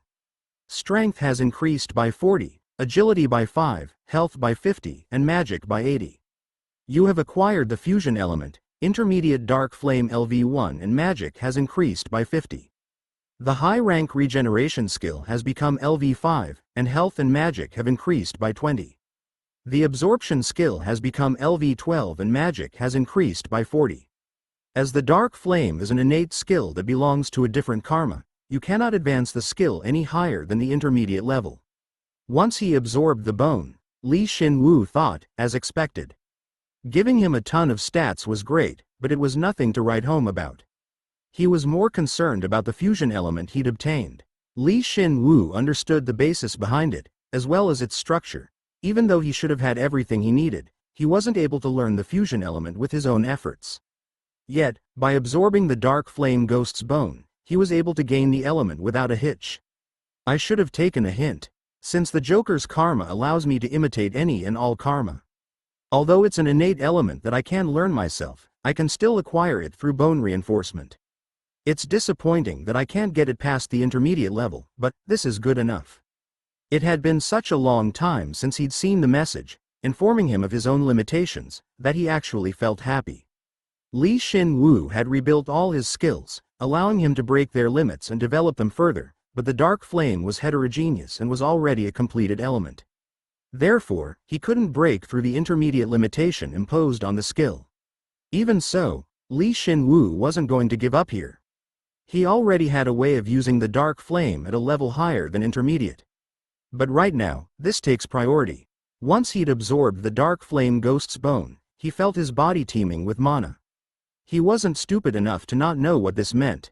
He was leveling up. Huh? Do you want me to just keep all this other stuff in your inventory? Thanks. He gave Jin the Titan bone core and the 2 other bone cores just in case. He didn't want them to be absorbed while he was leveling up. Absorbing the Heaven Door's key would only benefit him, so he kept it on his person. However, it probably wouldn't go his way, since he didn't even know how it worked yet. After that, he distanced himself from Jin. And how did he distance himself from Jin? Using wind mana to propel himself into the air and float. He could float with ease by slightly changing the appearance of his level 7 cape, the Prayer of the Dead. Hey, you can fly yourself, so why did you make me do it? You're way faster and you look way cooler. And it makes it easier for me to concentrate on the battle. It was obvious when you think about it. Shin Woo had already given him all the gear he needed to fly, and so long as he properly controlled it, he could fly as much as he wanted. Then, why wouldn't Shin Woo be able to fly, when he could use the disguise skill that allowed him to imitate anything and everything? Whoever doubted his ability to fly was the strange one, not the other way around. But Shin Woo calmly asked Jin to do something for him, even though Jin was so pissed. Cover me while I'm leveling up. Wait, right now? What about them? They won't be able to move for the time being. Watch for any other monsters that may come. There existed other monsters within the level 8 dungeon aside from the dark flame ghosts and their host. All sorts of monsters gathered, due to the immense energy the dungeon was emitting. Of these remaining monsters, most of them were monsters like the solar scarabs. But the level 8 dark flame ghosts' rampage had prevented them from coming out. Even if they did, they would be immediately vaporized, so Shin Woo hadn't had to fight against such weak mobs. However, Shin Woo was preventing the 2 dark flame ghosts from moving, so it wouldn't be strange for the monsters laying in wait to come for them now. While you're at it, pick up the level 8 bones on the floor too. I'll let you absorb all of them. You need to get to level 8 too. Yay, I'm so happy. With a teary face, Jin nodded his head and accepted the request. Then, Shin Woo let go of the rampaging mana within him so he could proceed with the level up. Even though the wind mana disappeared, his body naturally remained afloat. His body was covered in a deep darkness and soon, the surrounding environment was stained in darkness. He never needed Jin's protection. At this very moment, no one would be able to find Shin Woo, nor would they be able to attack him. It was similar to Metaphil Raredawn's invincibility state when he was leveling up. You were able to comprehend your karma with no one to teach you, and have repeatedly grown to suit this achievement. Ultimately, you have managed to create a low-level innate element, which cannot be classified as mere karma. Instead, it can be considered a revolution that came about from who you are. Your worth cannot be measured by what your body is made of nor what you create. Since you can fabricate it all and forge reality, you have finally reached the essence of the Joker karma. For now, you must borrow the power of darkness and shadow that obscures the line among all creation to do this. But if you manage to overcome this obstacle, then you will become a true Joker. You have evolved into a level 8 Shadow Joker. Shin Woo had somewhat expected this to happen, as he had gained a deeper understanding of his disguise skill. He would eventually overcome the limitations of life and death, and even overcome the limits of all creation. He knew he would be reborn and that the only term that could describe him would be a concept. As evidence, he had overcome the living's limitation of breathing. Moreover, he'd overcome the limitation of the undead bones. He hadn't lost them, he had transcended them. Shin Woo could do so at any time, and there was no need for him to obsess over them anymore. Now he didn't need to breathe to dominate his surroundings. From now on, he just needed to color the world with his shadow. That was the authority of a level 8. No, it was a high-rank authority that only Shin Woo had reached.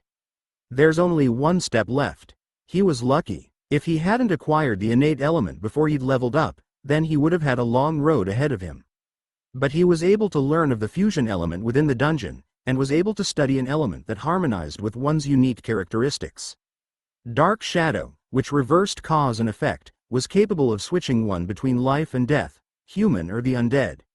He couldn't write this instant, but if he trained, he was sure that he would be able to one day. His class as Shadow Joker had made this clear. You now have a deeper understanding of the darkness element. High rank darkness has become LV7 and magic has increased by 40. You have gained a fundamental understanding of darkness and absorbed the level 7 artifact, Everlasting Night. Oh, he thought he'd finally finished his level up, but he heard a message in his ear. Shin Woo was extremely flustered, as he hadn't expected this to happen. It was the bracelet he'd gotten off of Ethan Cruz, the level 7 bracelet, Everlasting Night.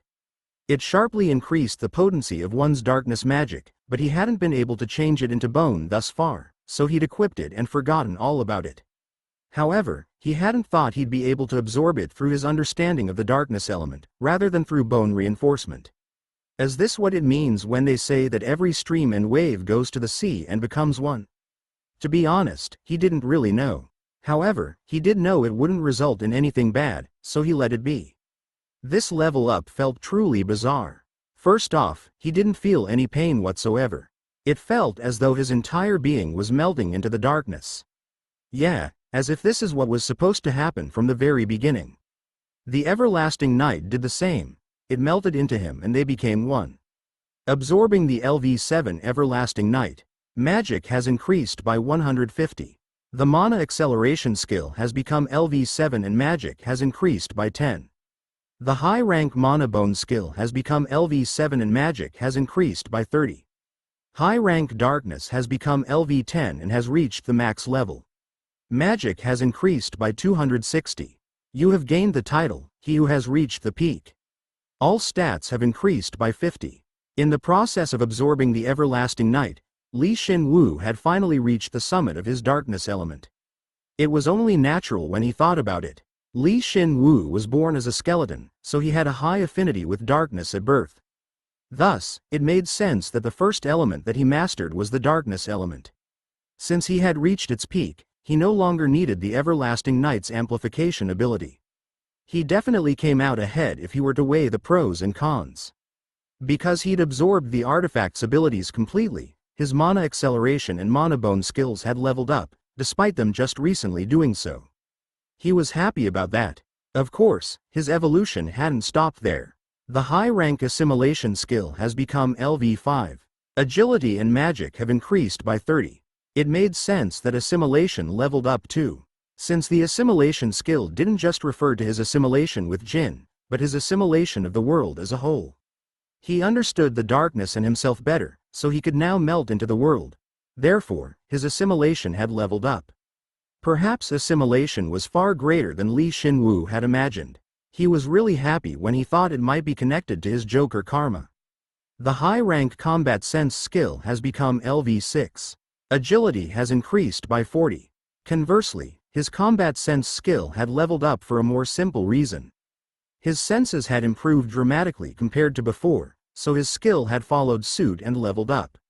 Stats were one of the best indicators of one's combat ability, so with this, he could tell just how much he'd grown.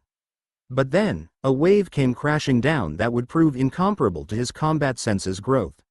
He had understood the Joker's essence, reached the peak of the darkness element, had awakened the dark shadow element, and had become a level 8. Because he had become so much more, he was able to attain this new skill. The high-rank bursting thunder, thorn shadow, emergency evasion, high-rank lightning sprint, and lightning shadow skills are fusing together and evolving. All of the combat skills he'd acquired thus far had fused together and filled his body. It was no mere combat skill. It felt as though a new weapon and armor was made for him that suited his existence. It had overcome the limitation of passive and active skills, and had become a skill that would create a new stage where he could contain and reveal all. Could he even call that a skill?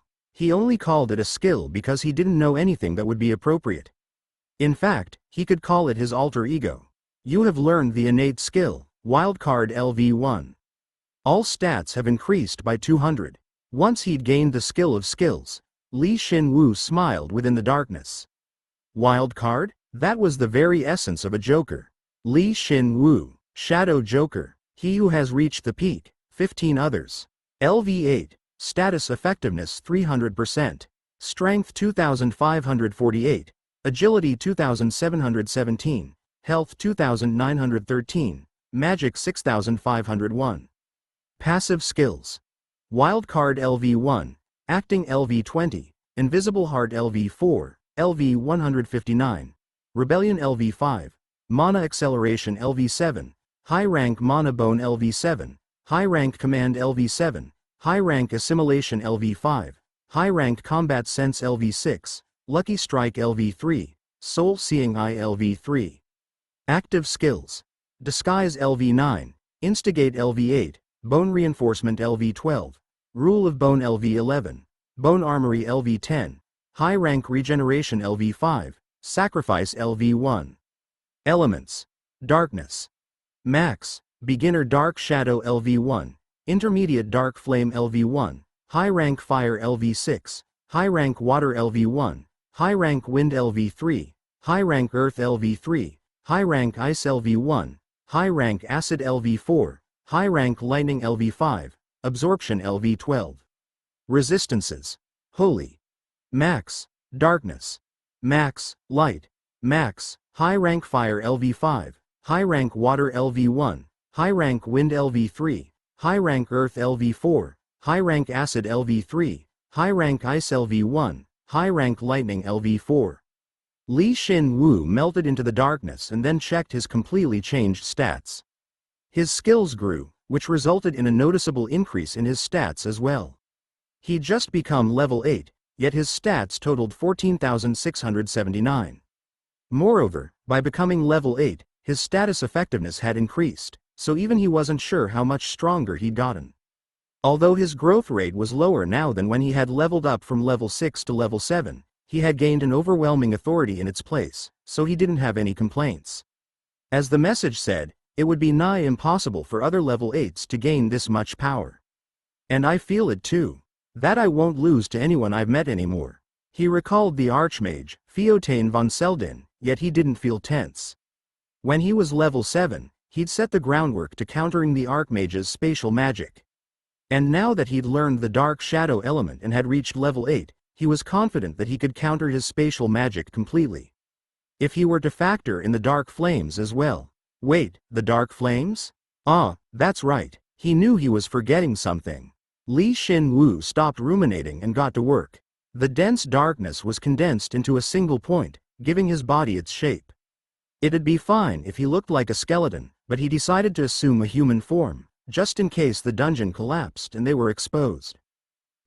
He appeared as a young man with a fit body and a tall height, causing him to emit a sort of decadent appeal. His body was much more balanced than when he was on Earth, but it was only natural when he took into account the transcendent growth in his stats. He could make himself look like this with the disguise skill, but making this form from darkness resulted in a way more lifelike feeling. I don't even need to use disguise anymore. Is this what happens when the world automatically overlaps the frame of a living person onto one's essence? Interesting. Of course, it was because of the disguise skill that he was able to awaken, so he shouldn't be worrying about the differences between the two abilities. All of his abilities made up who he was. Perhaps I've achieved enlightenment, Shin Woo uselessly thought, and equipped himself through bone armory. He couldn't yet, but if he were to transcend bone reinforcement, rule of bone, and bone armory, his skills related to bones, then Shin Woo would be complete, or so he thought. He'd already transcended his previous physical form, so now he had to transcend his current abilities. Shin Woo, yeah, thanks for covering me. Once he became visible, Jin flew through the air and approached him. Shin Woo replied nonchalantly, accepting the Titan bone core and the 2 bone cores, but Jin's expression didn't look too bright. That's not the issue here. You look completely? Let's talk about that later. Okay, as expected, Jin also felt something after witnessing Shin Woo's evolution. Did he find out that he could transform into a human? If he did, then Shin Woo would have to apologize until Jin cooled off. But there was something more pressing at the moment. Bone reinforcement. Shin Woo said softly and tightened his grip. Darkness leaped from his fingertips, enveloping the Titan bone core and the 2 bone cores. The Titan bone core and the two other cores lost their shape and fused together. They were forming into a completely different shape. When he leveled up, his existence changed completely, so all of his skills underwent fundamental growth, not just his wildcard skill. If they hadn't, then the completed bone core probably wouldn't be rebuilt. Kahik, sorry, but you'll have to stick with me for a little bit longer. Hup, the Titan bone core was still evolving. He gripped the darkness in one hand and extended his other hands to the groaning dark flame ghosts, who were trapped in their armor. Then, they surprisingly started to escape upwards. Shin Woo reinforced their bone armor by infusing his magic into them, allowing him to control them more easily. Then, the dark flame ghosts escaped the barrier, even though they hadn't been able to do so by themselves.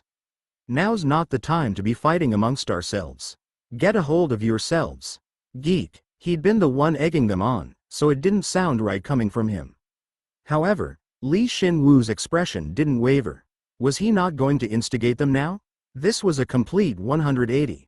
Jin looked disapprovingly at him. That's what his goblin fire seemed to convey at least, and Shin Woo whispered. Jin, we'll be fighting the true boss soon. Bear with it until I get on the Titan. I'll take care of the rest once I've gotten on. Those bugs are still there, yet you want to call the host. Are you going to try and fool them? You can't even talk to them. It's because those bugs are there that I'm attempting to call the boss. And I don't need to fool them. You'll see. Jin was confused. Shin Woo clicked his tongue and raised his hand even higher. The sound of something rupturing sounded throughout the clearing. Immediately after, a ridiculous amount of fire surged from under the ground. The dark flame ghosts had moved so forcefully that the barrier had been completely broken. Gweek. A frightening amount of fire shook the clearing. The dark flame ghosts began to shake when they heard those cries. Shin Woo didn't concern himself with their reactions and used more of his strength to completely pull them out from the ground. The sight of the giant dark flame ghosts unable to resist and being forced into the air was slightly adorable. Holy crap, Shin Woo.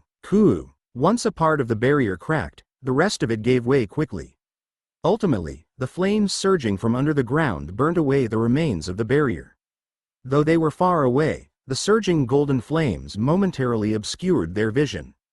It was such that Shin Woo couldn't completely shield himself from the sight with his darkness. In other words, that's, Jin shook at its overwhelming presence. On the other hand, Shin Woo wasn't very surprised, as he'd felt it before. It crowed as it flew, its feathers, composed of golden flames, rising into the sky. LV9 corrupted Garuda, sun god.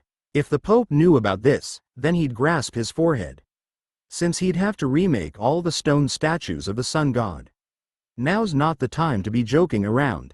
If it's corrupted, then that means it's in the same condition as those dryads.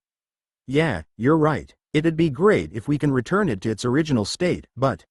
man, that thing's ruined. Shin Woo assumed that it was once covered in gold, but as of now, its body was a mix between a murky gold and black. He looked down at the giant divine bird and shrugged his shoulders. It looked like it had avoided a complete undead transformation, but it wasn't alive. There was even less of a chance of him restoring its intellect. At least, that's what he saw. Its soul is rotten. Well, it must have gone through a lot, so it makes sense. Shin Woo, let's run. We can't beat that thing. Let's let it rampage on the surface and hope it kills the Emperor for us. He's right. That's not something a living being can oppose. Its existence borders on myth. As a spirit, I can tell. Only by transcending the barrier of the living and spirits can you gain that form. Now that he thought about it, he'd completely forgotten about Zenin. While he was evolving, he had unsummoned his greatsword and Zenin was released. He had been hiding all this time. Shin Woo called him to his side and soothed him. It's okay. We don't need to fight right away. Let's just watch for now. The Garuda was slowly coming up and getting closer and closer to them. However, Shin Woo remained relaxed.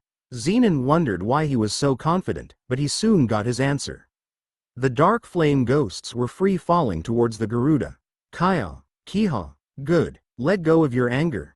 They're not letting go of their anger. You're letting go of them. Jin calmly retorted, but that really wasn't very important to Shin Woo. Li Shin Woo would be happy as long as the dark flame ghosts and the Garuda fought. Jin had thought that Li Shin Woo would convince the dark flame ghosts to fight against the Garuda, but he never needed to do so. If he left the three together, then Kua, the Garuda, noticed the dark flame ghosts and furiously spewed flames. The flames were so great that the sides of the clearing walls exploded. Part of the walls were simultaneously vaporized. The dark flame ghosts had been drawing energy from the Garuda for years, so it was seething in anger. Guak. Of course, the dark flame ghosts were quite pitiful.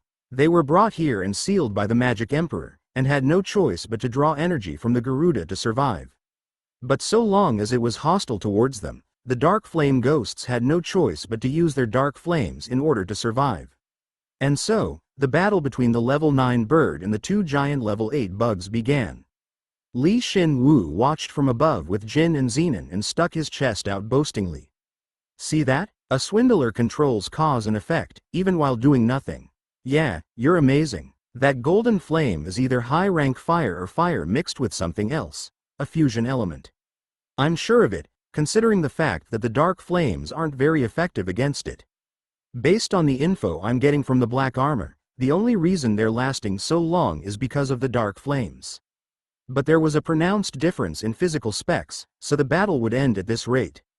Rather than entering the battle himself, Li Shin Woo reinforced their black armor further by infusing more magic into them.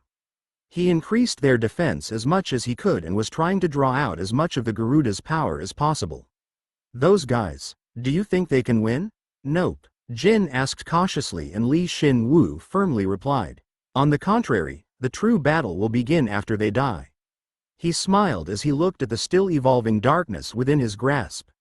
When those dark flame ghosts had done their job and turned into bone cores, the Titan bone core would finally be reborn into the state that Li Shin Woo envisioned. The Titan bone core would inherit the dark flame ghost's will and strength and be reborn. He would then ride the reborn Titan bone golem to defeat this foe. There was nothing more wonderful than this. I'm glad that you're still the Li Shin Woo that I'm used to, even after leveling up to level 8. That's strange. Jin hadn't insulted him at all, yet he felt unpleasant for some reason. As the battle continued, Li Shin Woo wondered whether Jin had learned a skill like Instigate while he wasn't looking. Keek, Kihi, Kuu. 10 minutes after the monsters, which boasted a height of at least 50 meters, began their decisive battle, Li Shin Woo was able to give the Garuda's golden flames a proper name. Let's call that Shining Flame. It's just as chunibyo as your dark flame. No, that's not the issue here. It's the fact that it's the counter-element to Dark Shadow. While light possessed the power to sever connections, the Shining Flame took it one step further. The Shining Flames were capable of erasing all cause and effect of anything it touched. Whereas Dark Shadow allowed him to reverse cause and effect, so if the two elements were used against each other, then the winner would be determined by which was more powerful. He'd only just become level 8 and obtained a beginner level 1 innate element, so he couldn't overcome the Garuda if he went head-to-head with it. I have the worst luck. I just got an innate element, but why did it have to be an element on par with it? Li Shin Woo realized how wide the world truly was. After reaching level 8, and obtaining both Dark Shadow and Wildcard, he thought that perhaps he was unrivaled. However, he immediately met an enemy that shattered his delusions. Perhaps it was a good thing that he hadn't been conceited, he thought. Jin merely gazed at Li Shin Woo speechlessly. Aren't you the one who's amazing for obtaining an element on par with that monster's? No, wait, how are you even going to fight it anyway? With the dark flames. Dark Shadow won't work, but the dark flames will. There's a chance it'll work since the exhausted dark flame ghosts are putting up a fight. The dark flame was a powerful ability that destroyed anything it touched and returned what it destroyed to its wielder. Even if the Shining Flame erased cause and effect, by stealing that ability, Li Shin Woo would be able to weaken its efficacy. Of course, the dark flame ghosts were too weak, so they weren't able to nullify the Garuda's Shining Flame, but they were at least weakening it. And through their black armor, Li Shin Woo was able to gather indirect experience with the dark flames, increasing his proficiency and allowing him to set up countermeasures for the Shining Flames. As a result, the intermediate dark flame element has become LV2. Magic has increased by 20. Sup, I'll have to integrate this element's power someday. He'd already gotten a start. The wild card skill fused all of his skills together, so all of his attacks, defenses, or elemental conversions became unconstrained.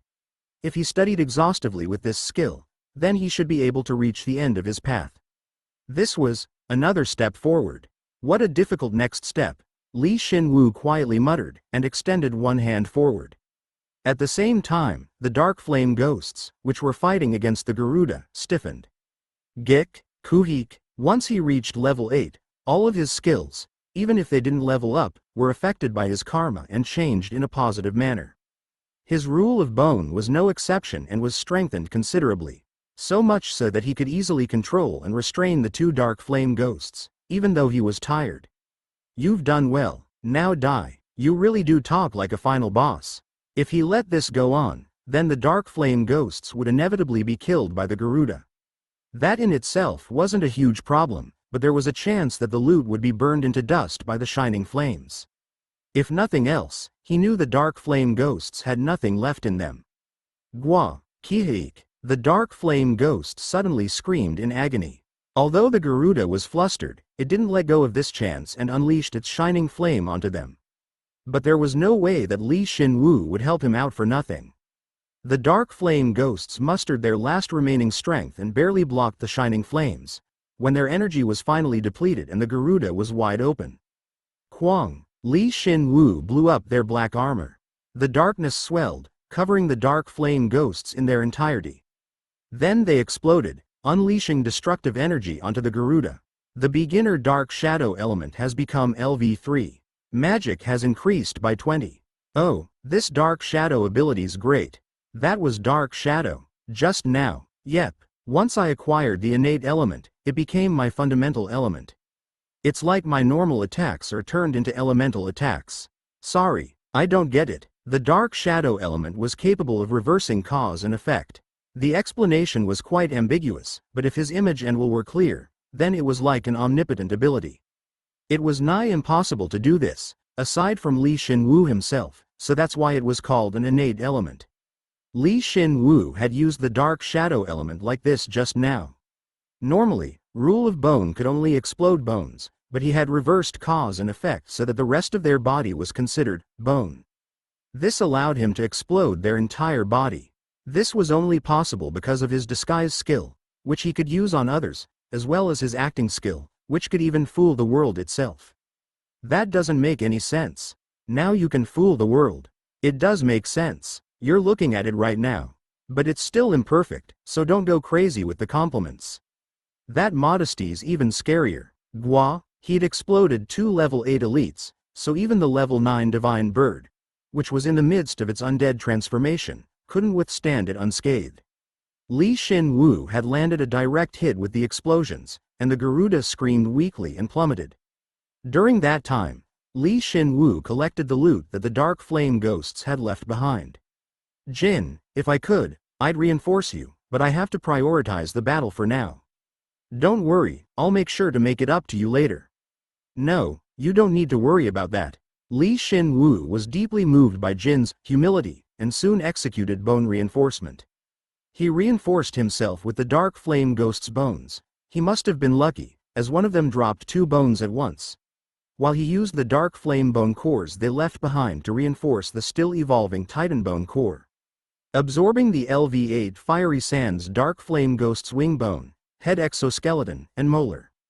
Fully understanding the fiery sands dark flame ghost's memories. Strength has increased by 80, agility by 30, health by 70, and magic by 65. The intermediate dark flame element has become LV5 and magic has increased by 60. The absorption skill has become LV15 and magic has increased by 60. Perhaps it was because he was on equal footing with them now, as the stats he gained were much lower than before. Even if he factored that in, he still gained a huge amount of stats. But more importantly, he had absorbed several bones that originated from the same species, causing them to resonate. This allowed him to see through their entire lifetime. His proficiency in the dark flame and the absorption skills weren't the only things that grew. By completely analyzing the lives of such high-level existences, Shin Woo's own existence grew. Li Shin Woo's state as one who overcame the boundaries of combat skills and elements had grown. But that's not the issue here. What is? The memories of them draining the Garuda's energy for hundreds of years. Those melted into Li Shin Woo's body, helping him better understand the Garuda's abilities, its characteristics, as well as its flaws. They weren't represented as stats or skills, but these memories gave him the upper hand against the Garuda. Plus, the Titan Bone Core is evolving. You have acquired the LV8 Dark Flame Bone Core. The Level 8 Titan Bone Core had absorbed 4 elite bone cores and finished evolving, assuming a different form. The core itself was smaller than before, but the energy within was about 2 times greater than before. It was such immense energy that Li Shin Woo wondered why it hadn't evolved into a Level 9 artifact instead. That wasn't all. Black lines traversed along the outside of the once fully red core like blood vessels. Those lines were the core of its evolution, but it felt a lot gloomier than before, compared to when the lava emitted the feeling of a giant. But more importantly, the name. Dark Flame, Kook. He knew that it meant dark flame in English. He knew that, but Li Shin Woo gritted his teeth. Once he'd gotten over the humiliating name, he distanced himself from Jin before the Garuda recovered. You know you can't come with me on the golem, right? If you're in trouble, I'll come charging at him to distract him. Thanks, but you won't need to. Li Shin Woo grinned. Then, he gripped the core. As the one who'd remodeled the core, he knew best how it had changed, so he didn't need to check its info. Oh, right, if he showed the core to Kratia, then she'd be really happy. No, she may look into his new ability first. But in order for that time to come, Li Shin Woo had to beat this guy. Synchronize. The core absorbed Li Shin Woo's overflowing mana, and as it had been remodeled with Li Shin Woo's power, it had adopted more of his features. It pulsed darkly and responded. The outside of the core was released and covered his body. The disorderly-looking black lines covered the outside of Li Shin Woo's body, forming a geometric shape. Eventually, a shape formed onto his body and shined. Synchronization complete. Titan activating. Although this was his second time experiencing this, it was really difficult to adjust to the feeling of his small body transforming into a several-meter-tall giant. But by reaching level 8, Li Shin Woo had, in many ways, overcome his physical limitations, allowing him to focus without getting lost. He only realized after the fact, but the Titan was about 10 meters tall. Compared to before, when it was about 7 meters tall, it increased its height by about half. Li Shin Woo was amazed and clenched both hands tightly. At that moment, a message appeared before him. Activating the Dark Flame Titan. 500 seconds remaining. Your strength and magic temporarily increase by 2,500, and health and agility by 2,000. Not only could the Titan be operated for more than double its previous time, but the stat bonuses also didn't decrease much, despite him leveling up. With the stat bonuses, his total stats were 24,084. In other words, he wasn't much different from a level 9 being. Plus, while riding the Titan, the Dark Flame skill sublimates. With your current understanding, you can utilize high-rank level 5 Dark Flame. A considerable amount of heat radiated from the core and flowed throughout his body, but he welcomed the feeling. The Dark Flames asserted their existence within the Crimson Flame. As he had hoped for, the Titan had become a golem specialized in Dark Flame. Although he couldn't raise his Dark Flame skill over the intermediate level normally, by using the Dark Flame Golem he could. Shin Woo, it's coming. Kayak. At that moment, the Garuda struck. It realized that the Dark Flame Titan was no normal foe, and unleashed the largest blast of shining flame it could muster before the Titan could move. However, Li Shin Woo was already in full control of the Titan. Before he'd gotten on the golem, he had wrapped the Titan in wind mana, and gently raised it up into the sky as if it were floating in response. He extended both his hands and created a wall of dark flame. When the shining flame and his dark flame met, another message appeared before him. You are currently controlling a Titan, and are fighting against a higher-level foe, who possesses the power of a god. The Rebellion skill activates. All stats have increased by 56%. 3 conditions had been met, so the Rebellion skill gave Li Shin Woo enough power to fight against a level 9 head-on. The intermediate Dark Flame element has become LV6. Magic has increased by 20. The Dark Flame had also intensified and vaporized the Shining Flame. As he thought, it was still too hard for him to absorb the shining flames, but blocking them was no problem. He had already known about this from the dark flame ghosts, but doing it in person made him shiver. Kya ha. Compared to the dark flame ghosts, Shin Woo easily eliminated the condensed shining flame. Seeing that, the Garuda screamed out and charged. Shin Woo summoned the Fire Dragon scaled greatsword to fight it head-on. He activated his gigantification, of course, in order to increase its size to 10 meters long. Zenin, let's go. I understand. Zenin meekly obeyed Shin Woo's orders, settling into the greatsword and reinforcing it. Because of its increased size, Zenin had to expend more energy to reinforce it, but if he couldn't do that, then he had no right to be an Elder Salamander Prince. He hadn't done much thus far, so Zenin gritted his teeth and promised that he'd win against the Garuda. It seemed as though his feelings were relayed to Shin Woo, as he smiled more deeply than before. All right, we're all ready now, let's go. You're too prepared. It feels like you'll tear the world asunder. Gyawu, Jin, who'd retreated to a safe distance, retorted, and the Garuda screamed as if belittling him. It fluttered its wings and quickly flew towards Shin Woo. It looked quite majestic, its flames blazed, seemingly twisting the landscape. It's only level 9 and it's contaminated as well, so it must not be an important god. It looks plenty important enough to me. Yeah, time for us to kill a god. Guak. He'd always wanted to say this line. While wielding the dark flame, Shin Woo hadn't realized that he'd aroused the hot-bloodedness he'd had as a child.